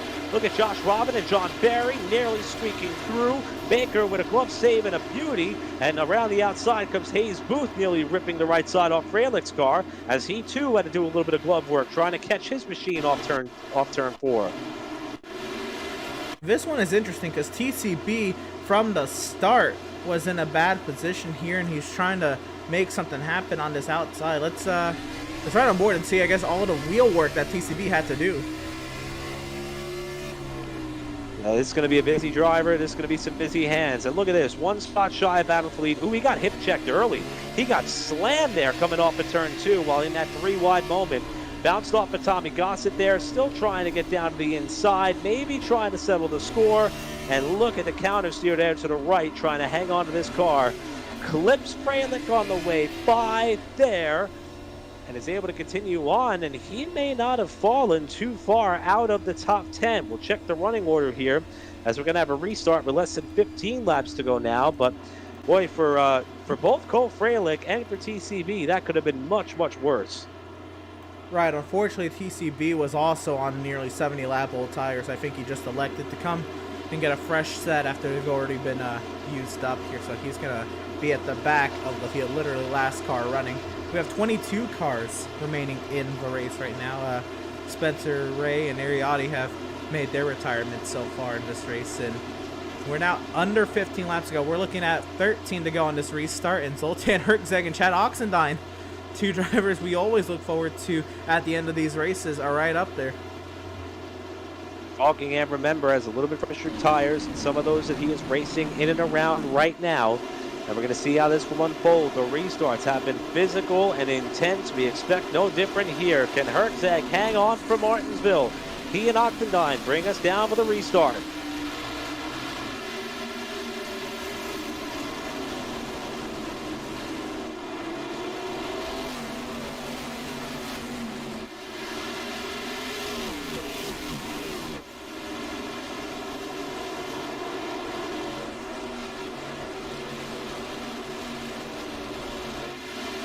So we got a lap in. Hertzeg and Oxendine clear the field. Falkingham locks up the left front and slides wide from 3rd spot. That may risk him losing the position to Tommy Gossett on the back straightaway. He'll file in line now. Can everybody keep their cars in check there? Nobody makes contact there in the center of the corner. Caution out on the speedway. This is Cole Freilich. Freilich going sideways in turns 3 and 4, and the bad night continues to get worse for the driver of the 15, who is hot. He restarts that car and in a 4-wheel slide rejoins the field at the tail end of the pack on the front straightaway. We saw some madness here at the back of the field. You saw TCB make it 4 wide momentarily. Emerson Arden pointed that out in my earpiece earlier on the production end. And here's Freilich kind of up there in the top 10, a little bit loose off the corner after bumper tag with John Berry. And I guess things are going to go from bad to worse here in 3, and Berry finishes the job. Whoa, Zach Lindgren, how did he get through there? My goodness, that was aggressive. And you'll see here Freilich just trying to get caught up here and absolutely mashing the throttle down. Really unhappy there with how that turn of events unfolded down in turn number 3, and it was about the 2nd time that there was contact between the 74 and the 15, and we're going to get a good feel for it here. This is where things got a little bit crazy, and you see guys sliding the front tires, locking up the front wheels, fighting the car off the corner. You got new names up in the top 10 that you haven't seen there all night, and just like that, Freilich gets completely taken out going down into turn number 3. I'd imagine that's what it felt like as well. He tried to find the correct orientation on the steering wheel and absolutely slams the throttle down here, just trying to get back going. That car, if it wasn't happy and healthy before, it sure isn't now. This is that car is damaged, and he just sent it into one as well. He might have been hunting for that 74. Yeah, so tempers certainly starting to reach a bit of a boiling point here. NORC Radioactive is going to be fun to listen to during the week when they finally are able to put the pieces together and kind of retell the story that is that of the 175 lapper at Martinsville. We know with short tracks, we often get short tempers, and one guy who has not had to endure a lot of that is your leader, Zoltan Herzeg, who since winning the pole in qualifying has been hard to pass. In fact, he has not lost the lead. You see 5 lead changes there on the bottom left-hand portion of the screen. He has not pretty much lost the lead on track. Those lead changes have only happened through pit cycles, which he would eventually then cycle his way back up to the front. He's got to hang on now for less than 10 laps. It's going to be a good old-fashioned short track shootout with Herzeg and Oxendine on the front row. Point leader Falkingham third, Gossett fourth, trying to become the first new winner on the 2021 slate. Let's see how this pans out here. Oxendine's leading them into the box here as we hit the restart zone. We're back underway.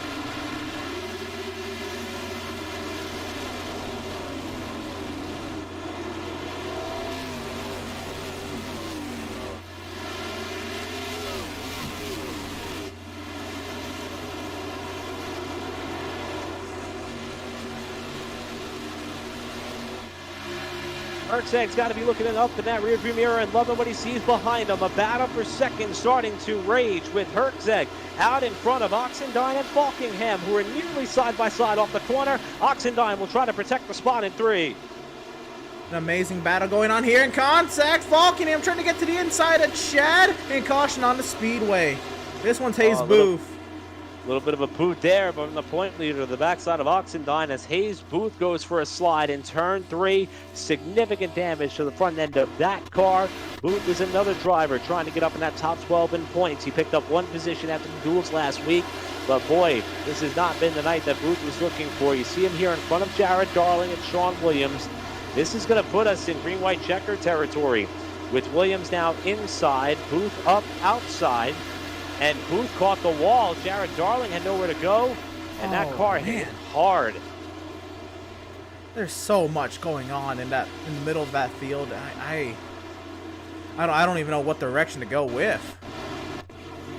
This is going to be a difficult one to dissect here, but unfortunately, it's just kind of the way it goes here in Martinsville. Jared Darling, this is wrong place, wrong time. This one, though, didn't come with an announcer jinx, but you see here Booth goes up the racetrack, hits the wall. Darling did all he could to avoid, and then right in the fence again in front of Darling goes that. Caressel spun into the pit attenuator there. We saw him bounce off of Booth as he tried to catch the car. He eventually lost it driver's left and spun down to the inside of the pit wall. My goodness, Nicholas Caressel. He got very unlucky with the placement of that spin. He was just trying to hold on to that 30 machine, the meatmobile there on the inside as Hayes Booth checks up and everybody slams the side of the 30. He's trying to hold on to that thing and he just loops it through pit entry and slams into the barrels. There's no more front end on that 30 car. Plus he's got to go through pit lane. Probably get his flag cleared for that, but my goodness. Caressel here, who was up in the top 5 at one point tonight. In fact, had a good night going by virtue of some pit strategy they pulled earlier. Trapped back there and a bit of a mess that started to ensue late in the going in this race. And his night is kind of unraveled here for the time being, as we're going to pretty much be in green-white checker territory at this point in this race. And Zoltan Herzeg has been the one constant at the front of this field. And as Emerson Arden just whispered in my ear, so unlimited attempts at green-white checkers, it may come in handy at a track like Martinsville. It may look like we have only 2 laps to go. It may take longer. Look at the front end of Josh Robbins' car, who's up there in 4th. He's going to be vying for a win here, as it'll be Herzeg, Oxendine, Falkingham, your front 3. 2 laps to settle it here at Martinsville. Can Herzeg seal the deal for his 3rd win of the season, or will Oxendine grab his 3rd and 2nd on the short track? We're back underway with a 2-lap shootout for Martinsville. Herzeg gets cleared to the lead. Oxendine looking to get it around the outside. He's going to get contacted there by Josh Robin. Everybody scatters behind. Falkingham clears to 2nd. Question is, do they make it to the white flag? Will Klein tags Josh Robin. He's going to slide up wide. Everybody's pointing in the right direction. 1 lap to go. No! Caution is out. I thought they were going to get to the white flag, but they wrecked behind them as Jared Darling spins off turn 4, and we're going to have to do it again. Oh my goodness. We're gonna We got to get the overtime counter out here. This one's going to take a while potentially, but for this one, Spencer Owens, I believe, was the first driver to go around here, and everybody checks up on the inside lane. He's trying not to hit TCB there. Cole Freilich and his rough night right behind. You see down into turn 3, everybody kind of scattered all over the place. Sheldon Lockie, and Cole gets hit by Cole Freilich up into Spencer Owens, and that'll bring out the yellow. And that was the cause of the yellow just before, and I mean, it had to be car lengths before Zoltan Herczeg got to the white flag. I thought, I prematurely called it there, as a matter of fact. That I really thought Herczeg was far enough on the main straightaway to make it to the line. He has to be furious at the fact he didn't make it to the white, because it was a slugfest behind them for second on back. And there you see Freilich into Lockie, into Owens, who looked like he was anticipating it, and there was Herczeg on the main straightaway, just shy of the white flag, and Jared Darling spun after the fact as the insult to injury begins to build on his night. Yeah, absolutely. It's just so rough at the end of these races now. Everybody's just trying to get what they can, and here's what happened to Jared. Is there goes Spencer Owens around, and he got the curbing hit up into Lockie, got finished up by Mercier. Just, oh man, it really is like a pinball machine back here, and nobody in this midfield has any idea where they're gonna finish. I'm just saying right now. I don't know if anybody at the front knows where they're gonna finish, because right now these guys are all amped up. They're like, all right, we were almost there. We were almost at the white flag, and now we're gonna hit the reset button and do it all over again. So that means guys like Falkingham, Oxendine, Josh Robin, who was able to survive the boot that he took. Zach Lindgren's back up in the top 5. Tommy Gossett's going to restart inside of row 2 here with a pretty clean-looking race car despite some damage to the back end. We have just given everybody a reprieve here for this upcoming restart, and Herczeg will have to try to survive again. Remember, he has not lost the lead under green flag conditions tonight. The driver he's chasing in the points is to his right. A driver looking to find victory lane to get up into the playoff picture. And Tommy Gossett is in the rearview mirror, and there's a hungry pack of hounds behind him. So here we go. We'll try it again. Second attempt at a green-white checker. Herczeg trying to seal the deal at Martinsville with Falkingham ready to lead him down for the restart.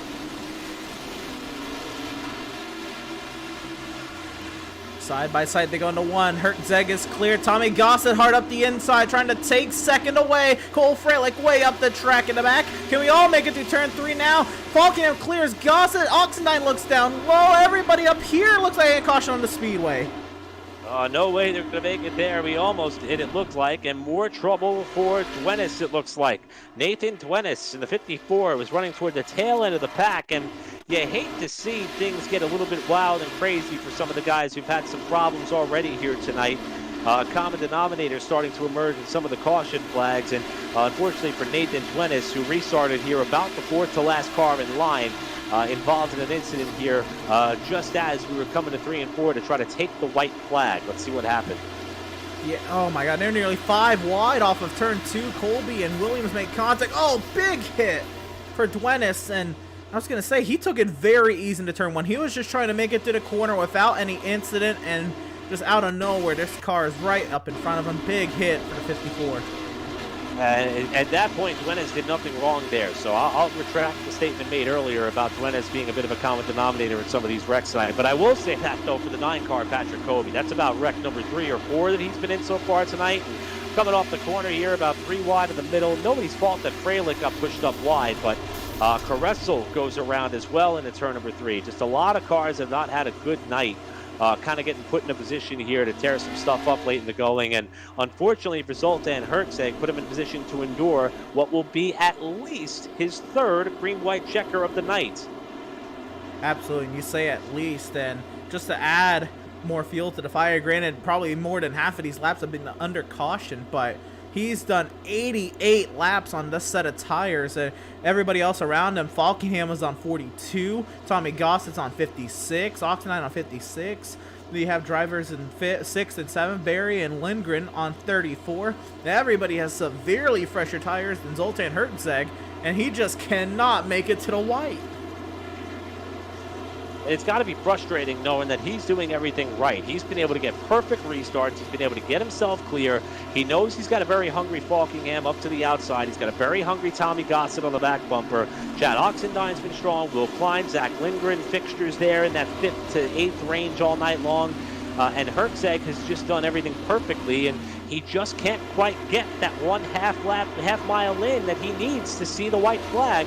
Maybe this will be the charm. The 3rd attempt at a green-white checker to wrap up this event with Hertzeg and Falkingham in the front row. Will this be the final restart of the night? We'll find out in the lap. We're backing away. Gossett sideways on the throttle. He spins. Field has to scatter. Josh Robin is involved, and we're back under the caution again. Oh man, even though they only got to the start-finish line, that's another heat cycle on Zoltan Hertzeg's tires, and this one might take out Cole Freilich. Freilich with smoke trailing from his car as he rounds his way through turn number 2. Tommy Gossett back on the throttle, trying to anticipate the restart. I believe he lost it all on his own. We're going to have a replay here to try to confirm. But here's Gossett. You see him here applying a bit of pressure on Hertzeg as they enter high in 3 and 4.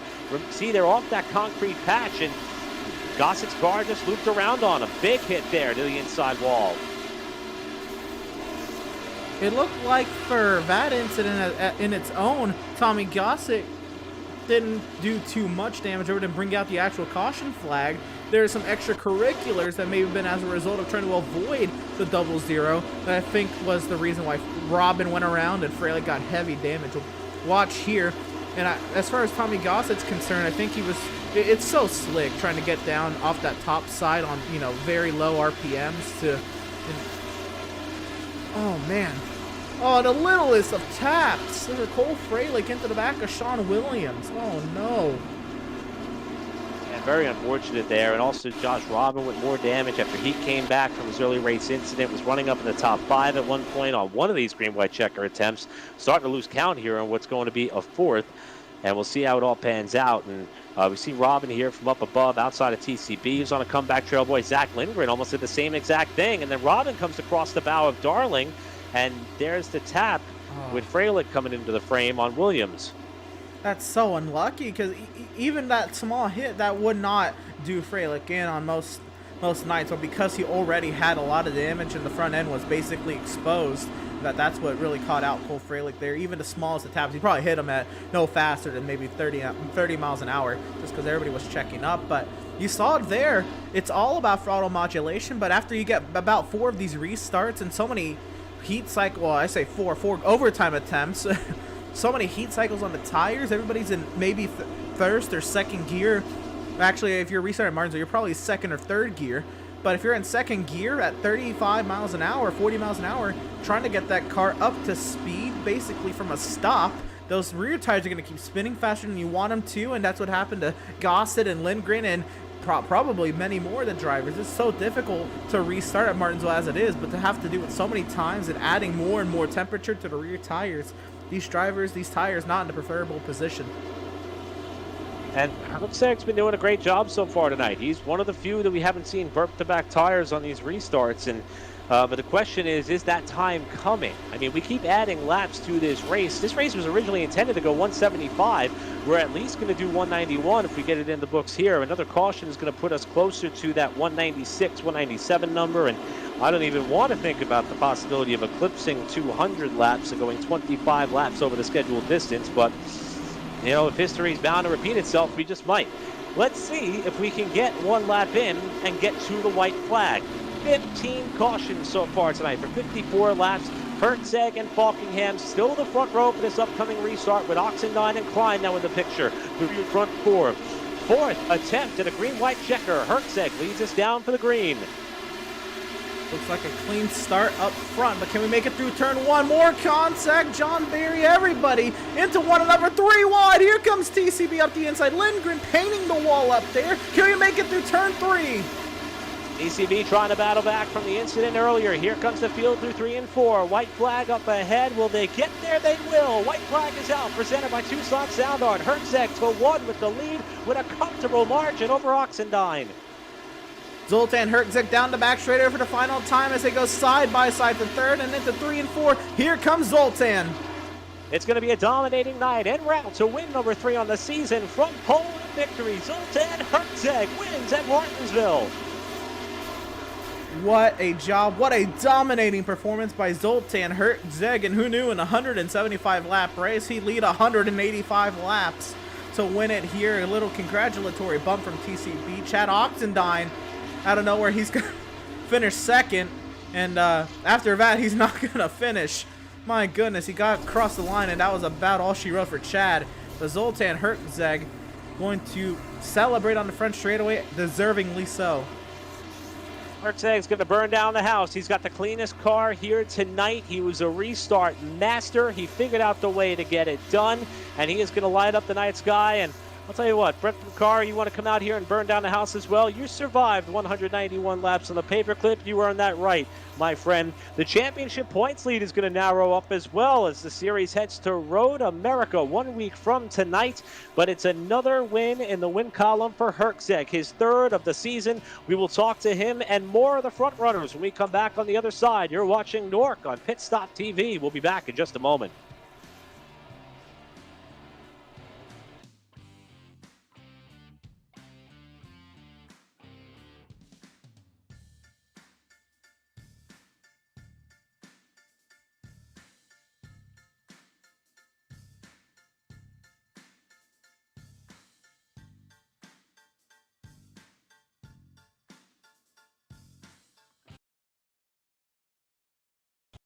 You found yourself trying to hide your joy because you're unhappy with your teeth? Your smile is the first feature noticed in an interview, on a date, or in family photos. We want you to be able to shine bright as your best self, and our teeth whitening system is the perfect step toward restoring your confidence.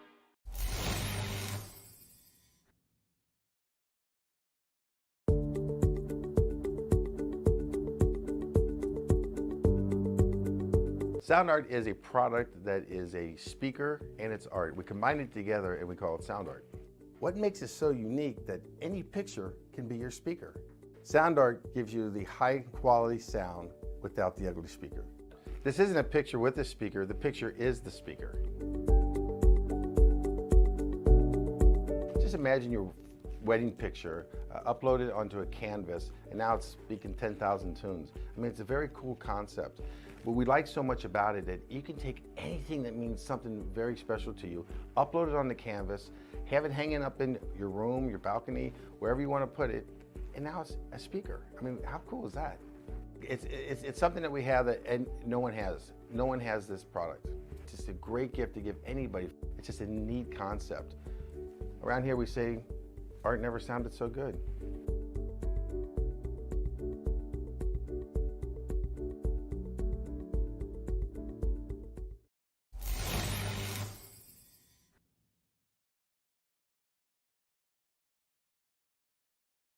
After months of quarantine, we're all interested in how we can become our best self. The team at Permanent Makeup and Cryo is here to help you get the flawless makeup look every day without the extra effort or time. When it comes to your appearance, you deserve the best care that money can buy.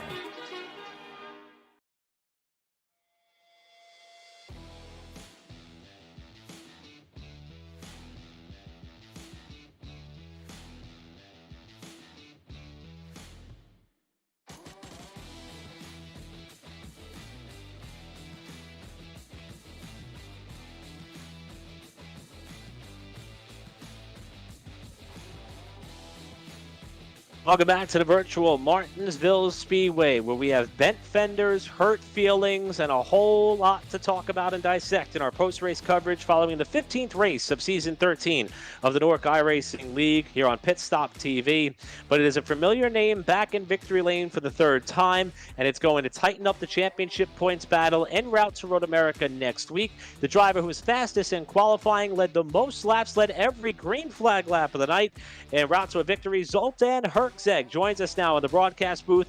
And Zoltan, I don't know how we were able to handle 4 green-white checkered attempts, but my question to you is, how are you able to withstand 4 restarts on the green-white checkered tries there late in the going on what I believe were pretty old tires there at the end? Yeah, it was definitely tough just getting that many opportunities, because I know, like, I always felt like I was going to get ran over into one. I kept on overshooting, and it was getting in my head every single time. And I was trying to change the point of where I was restarting. and trying to just get everybody off guard. And that one restart, I was like, all right, I'm just gonna spread them out. I'll go a little early, and that was a bad choice, I guess, because everybody wrecked behind me. But definitely a fun race. That was, well, the beginning part, not the 4 green right checkers, but those long runs that we had, that was a blast, racing TCB and everything. And those runs were just really cool. I haven't had that at Martinsville in a while. For a while, you and TCB were the class of the field. You pretty much hogged the top 2 for at least the first half of the race. But then when things started to get crazy, you start seeing some names making their way up towards your back bumper that you weren't in or around all night long. Were you cognizant of who was around you on those green-white checkered attempts, or were you pretty much focused forward the entire time?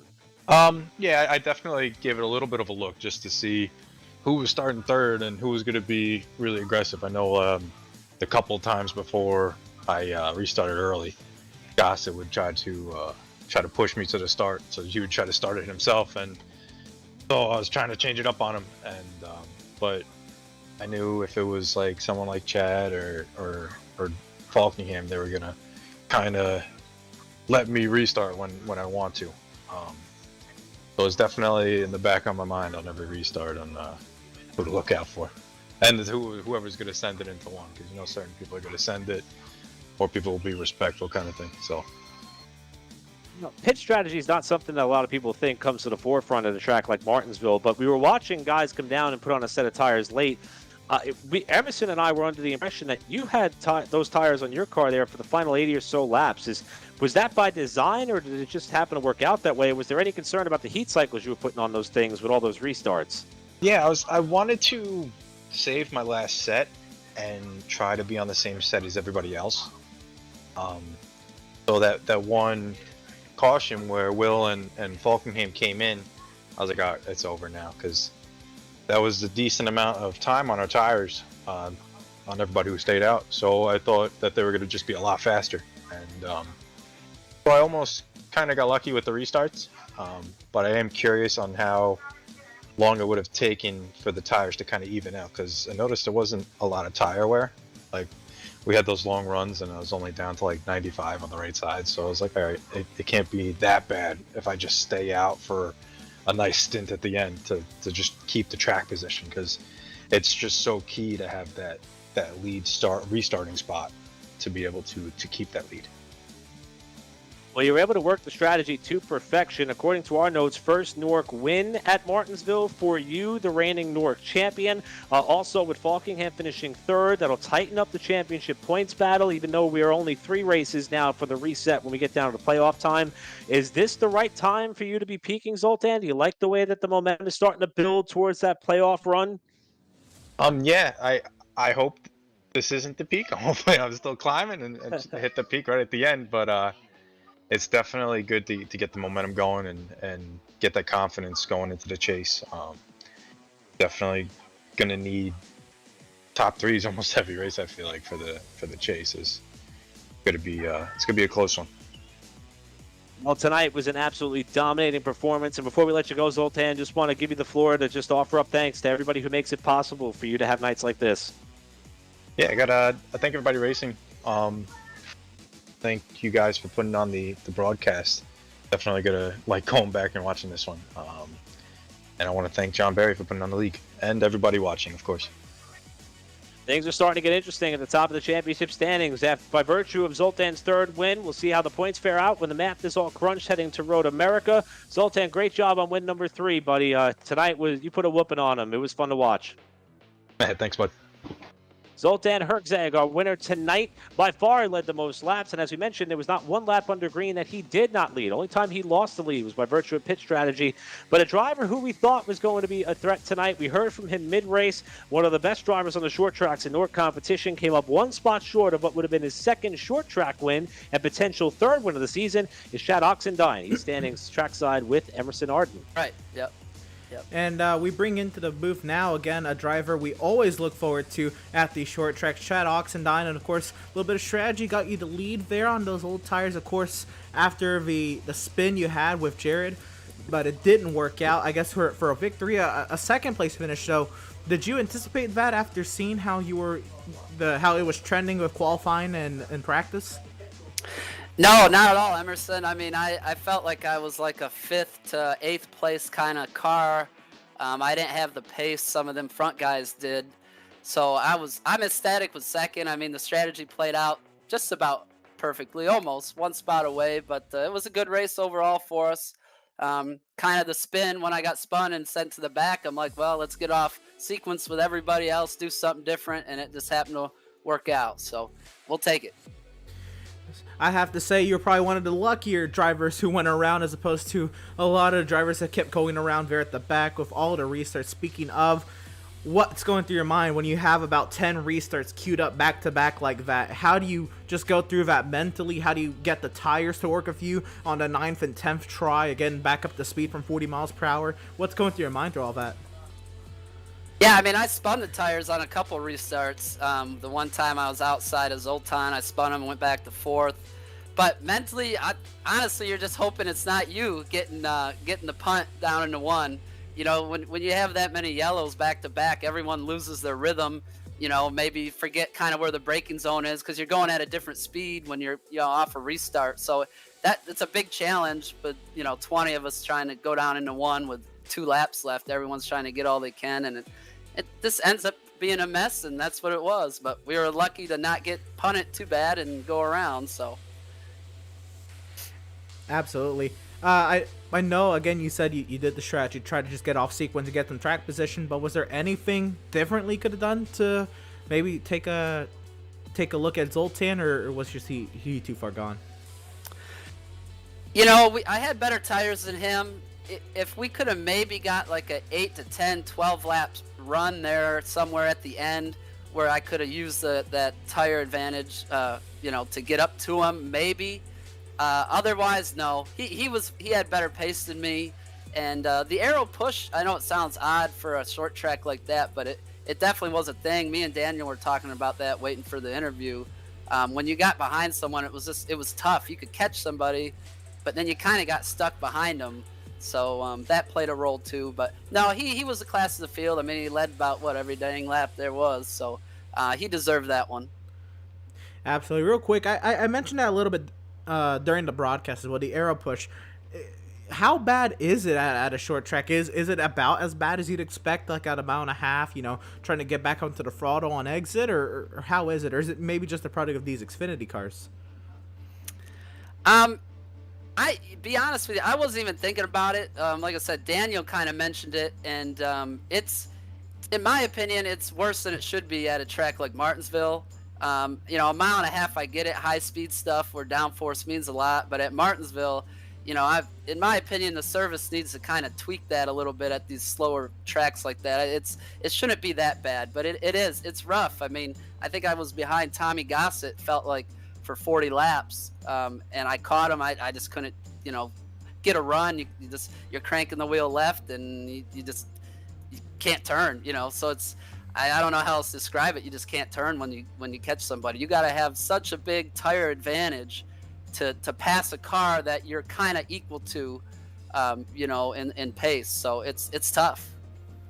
Fair enough. Well, Chad, again, a great run at a short track for you once again. It's a second place finish tonight.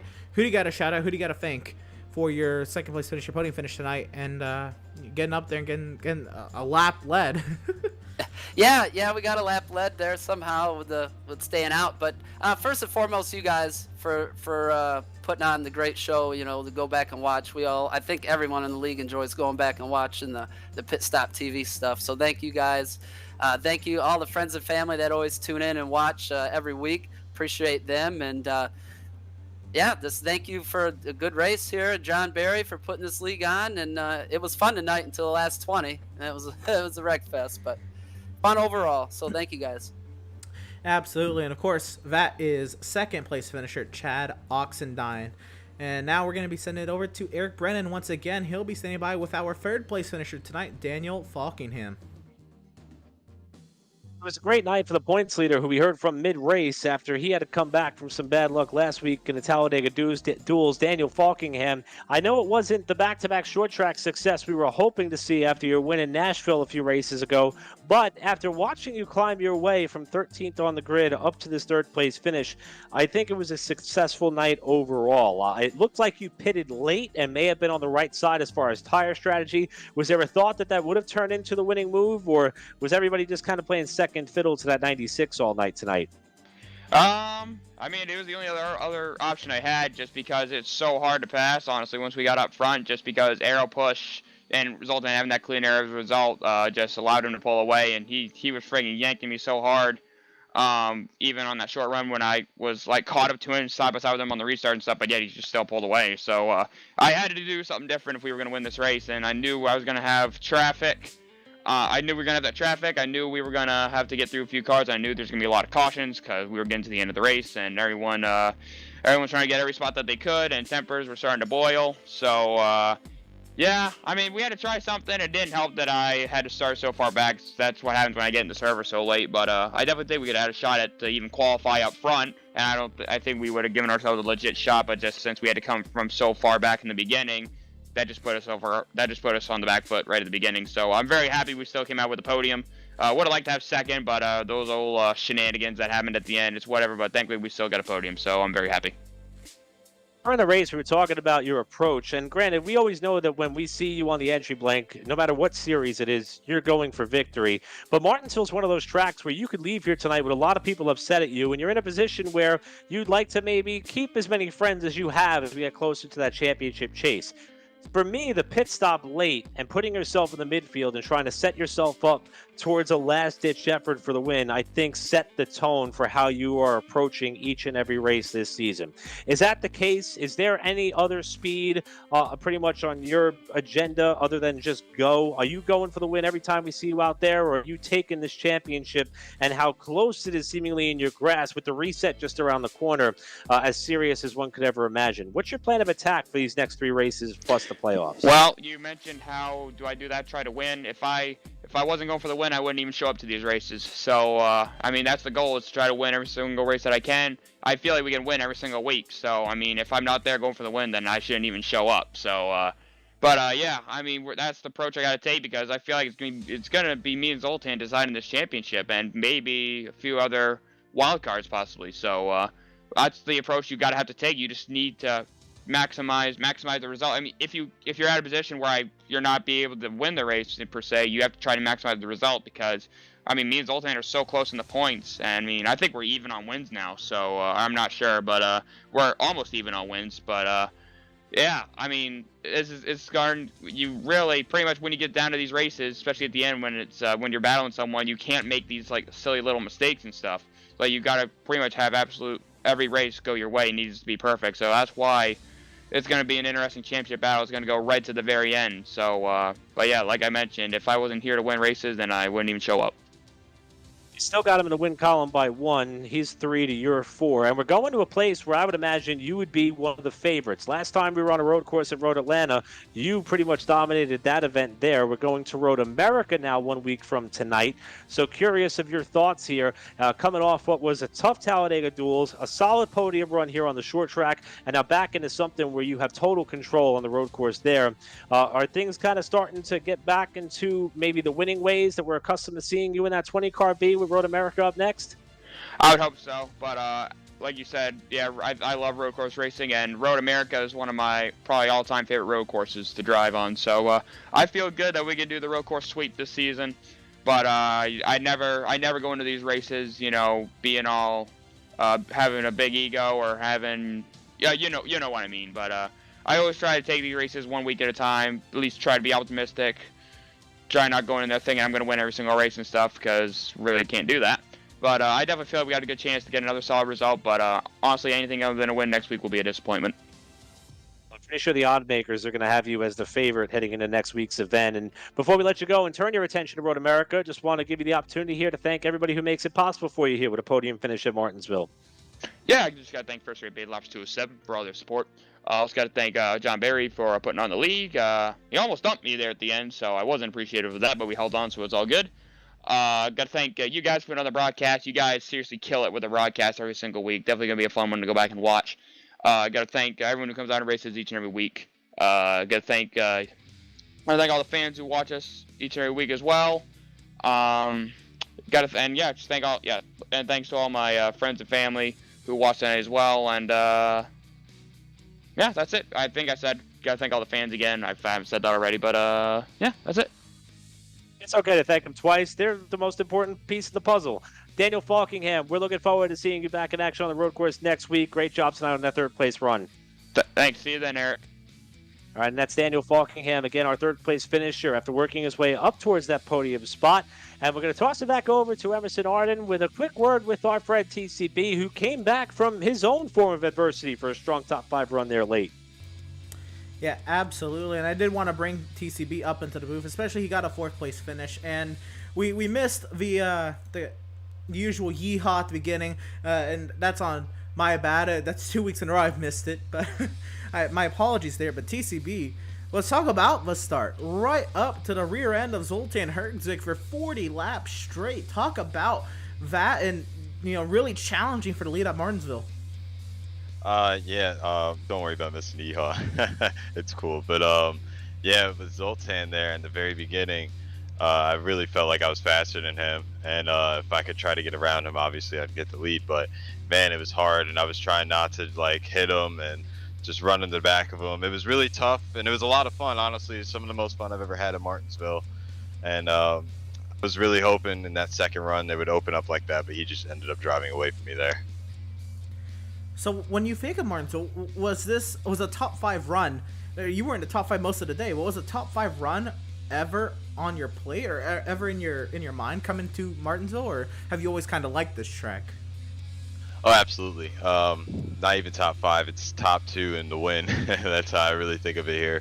But whenever I come here, years ago when I used to come here, I used to suck. And then once AI racing actually came out, I sat here and did a bunch of races and stuff, and I really learned the line, the track, and stuff. So ever since then, I've been really good here, and my expectations are to come here and win, just like how it is at Daytona, Talladega.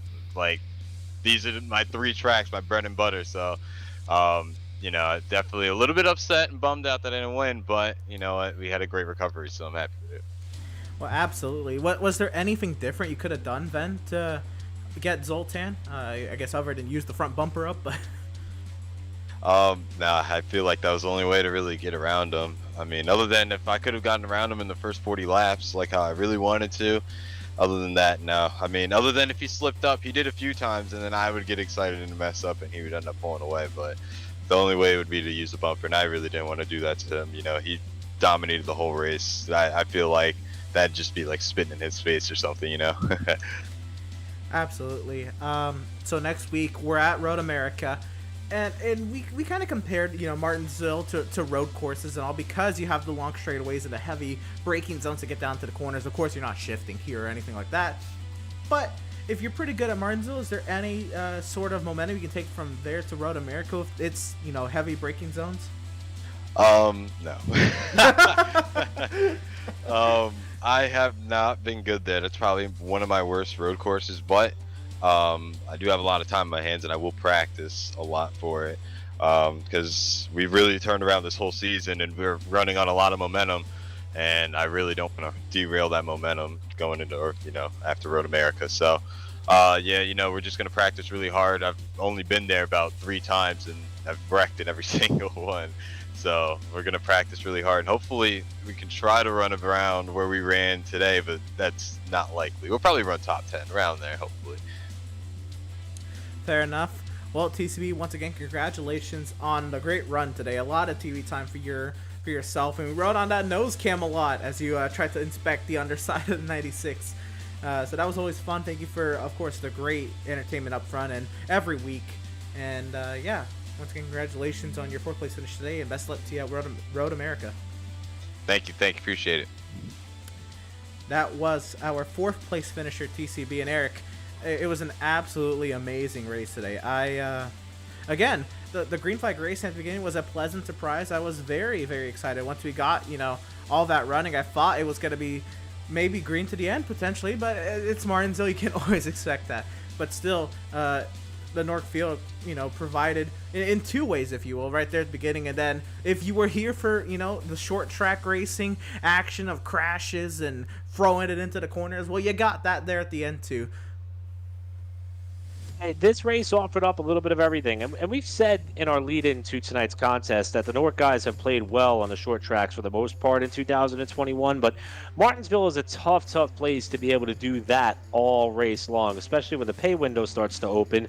These guys put on a great show in the first half, and things got physical there towards the end, and it's going to be interesting to see if any of that animosity that was built up amongst some of the competitors starts to carry over towards the latter stages of the season. 3 races from now, we're going to know who our 12 drivers are going for championship contention, but here was how the rest of the field came to the checkered flag. We heard from Herczeg, who got his 3rd win of the season, Oxendine Falkingham, your podium, TCB, we just wrapped up a conversation with them, and John Berry with a top 5 finish after the rough and tumble run to the checkered flag. Josh Robin came back from an incident, minus the front nose on that car to finish 6th, while Will Klein was 7th, Brent Pancari 8th, Jared Darling, after getting involved in an incident late, back up into the top 10 9th, and Zach Lindgren, who was very ecstatic about his top 5 run, and wasn't able to keep the car up there in the top 5, but still able to salvage a top 10 on his night. Well, we look at the second page, and now if there's a clean car on this second page, please tell me, because this was absolute madness back here, and potentially a lot of heartbreaker. Pretty much what you expected. I don't know. Sheldon Lockett came out with 11th.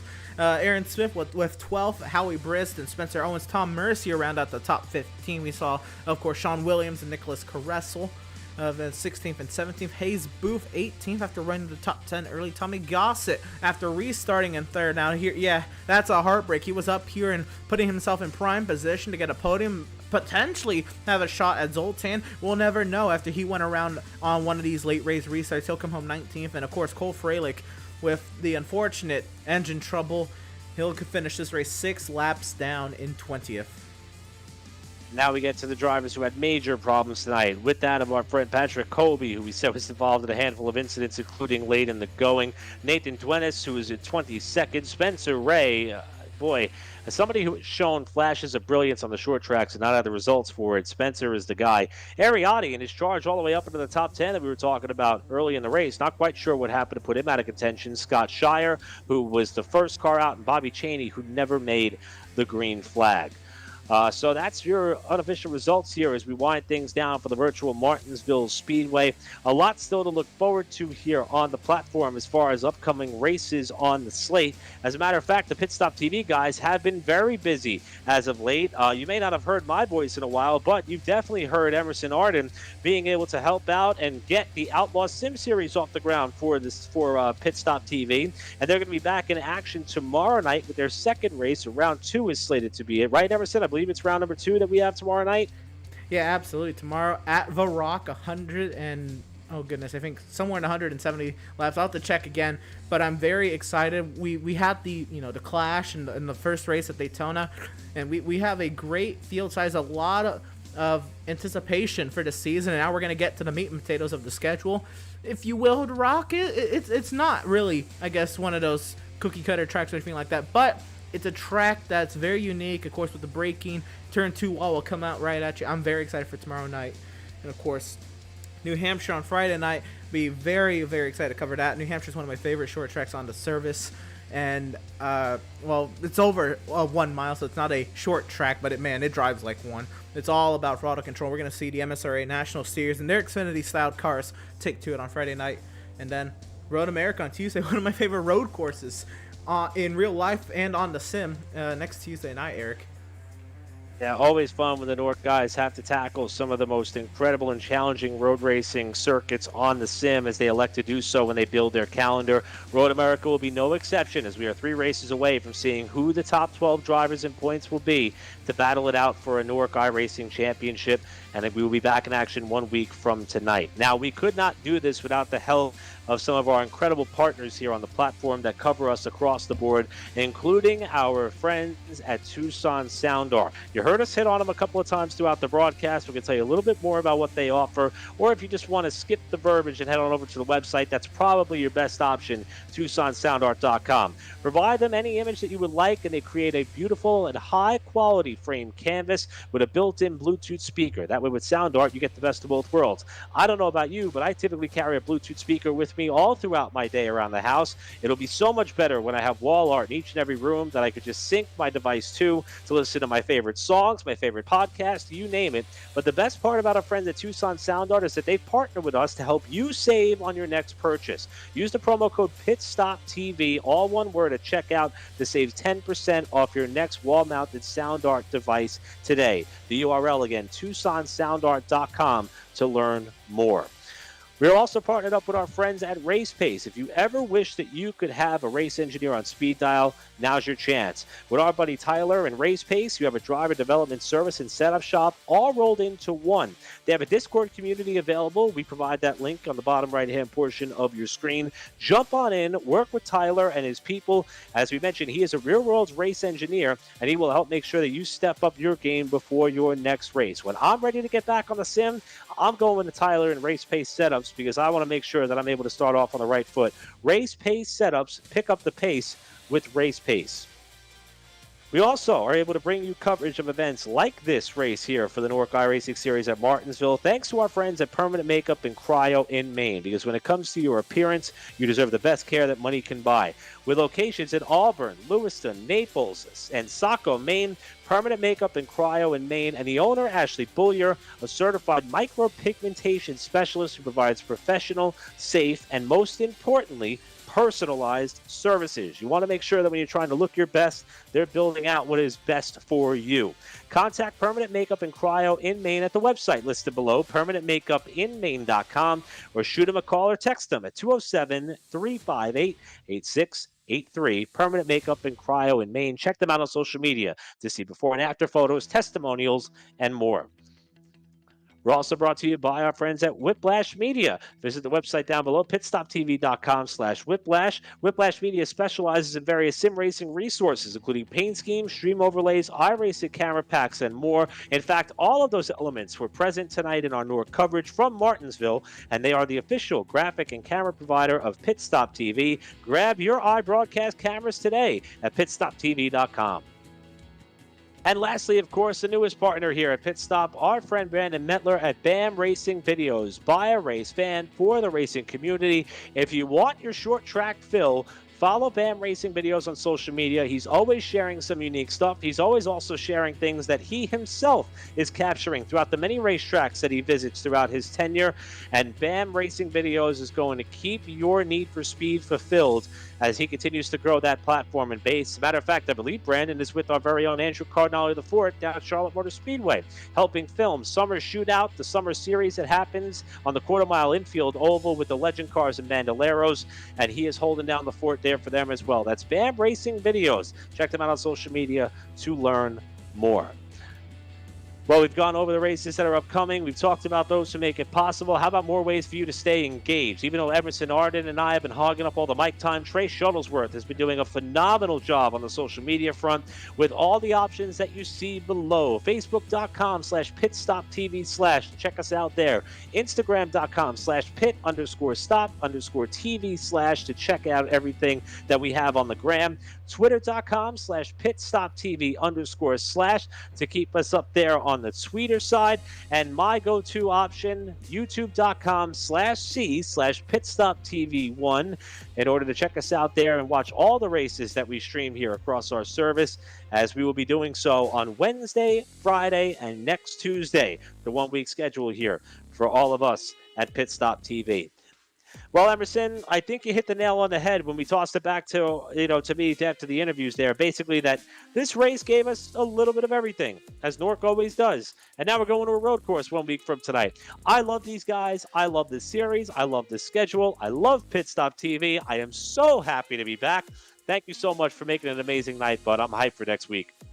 Absolutely. Like I said, Road America, one of my favorite road courses in the nation, in the world, in real life and on the sim.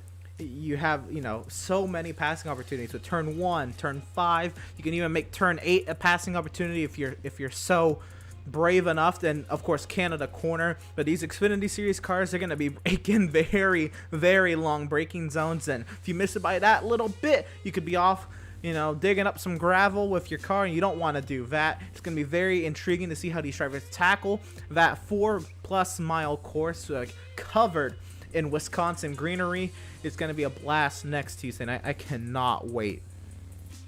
These guys are not going to be afraid to do a little bit of rooting and gouging, even though they've got all the road in the world to work with there. It's going to be a lot of fun. As we mentioned, Outlaw Sim Series tomorrow night, MSRA National Series Friday night, and we'll be back here with more NORC coverage from Road America 1 week from tonight, next Tuesday. And again, all the information you need is across the Pit Stop TV channels to make sure you don't miss a minute of the action. We had an incredible team in action here tonight. Emerson Arden, I don't know how you do it, buddy, pulling double duty, not only handling all of our production elements, our replays, our graphic overlays, also offering his voice up for the call of tonight's racing action. And as I mentioned just a little bit ago, Trey Shuttlesworth, as always, knocking it out of the park, making sure that everybody is up to speed on our social media platforms for how the night was unfolding. With that, I'm going to wrap things up here from the virtual Martinsville Speedway. On behalf of everybody at Pit Stop TV, thank you all so much for spending your Tuesday night with us. We hope to see you back here tomorrow night with more racing for the Outlaw Sim Series. But until then, I'm Eric Brennan, and good night, everybody.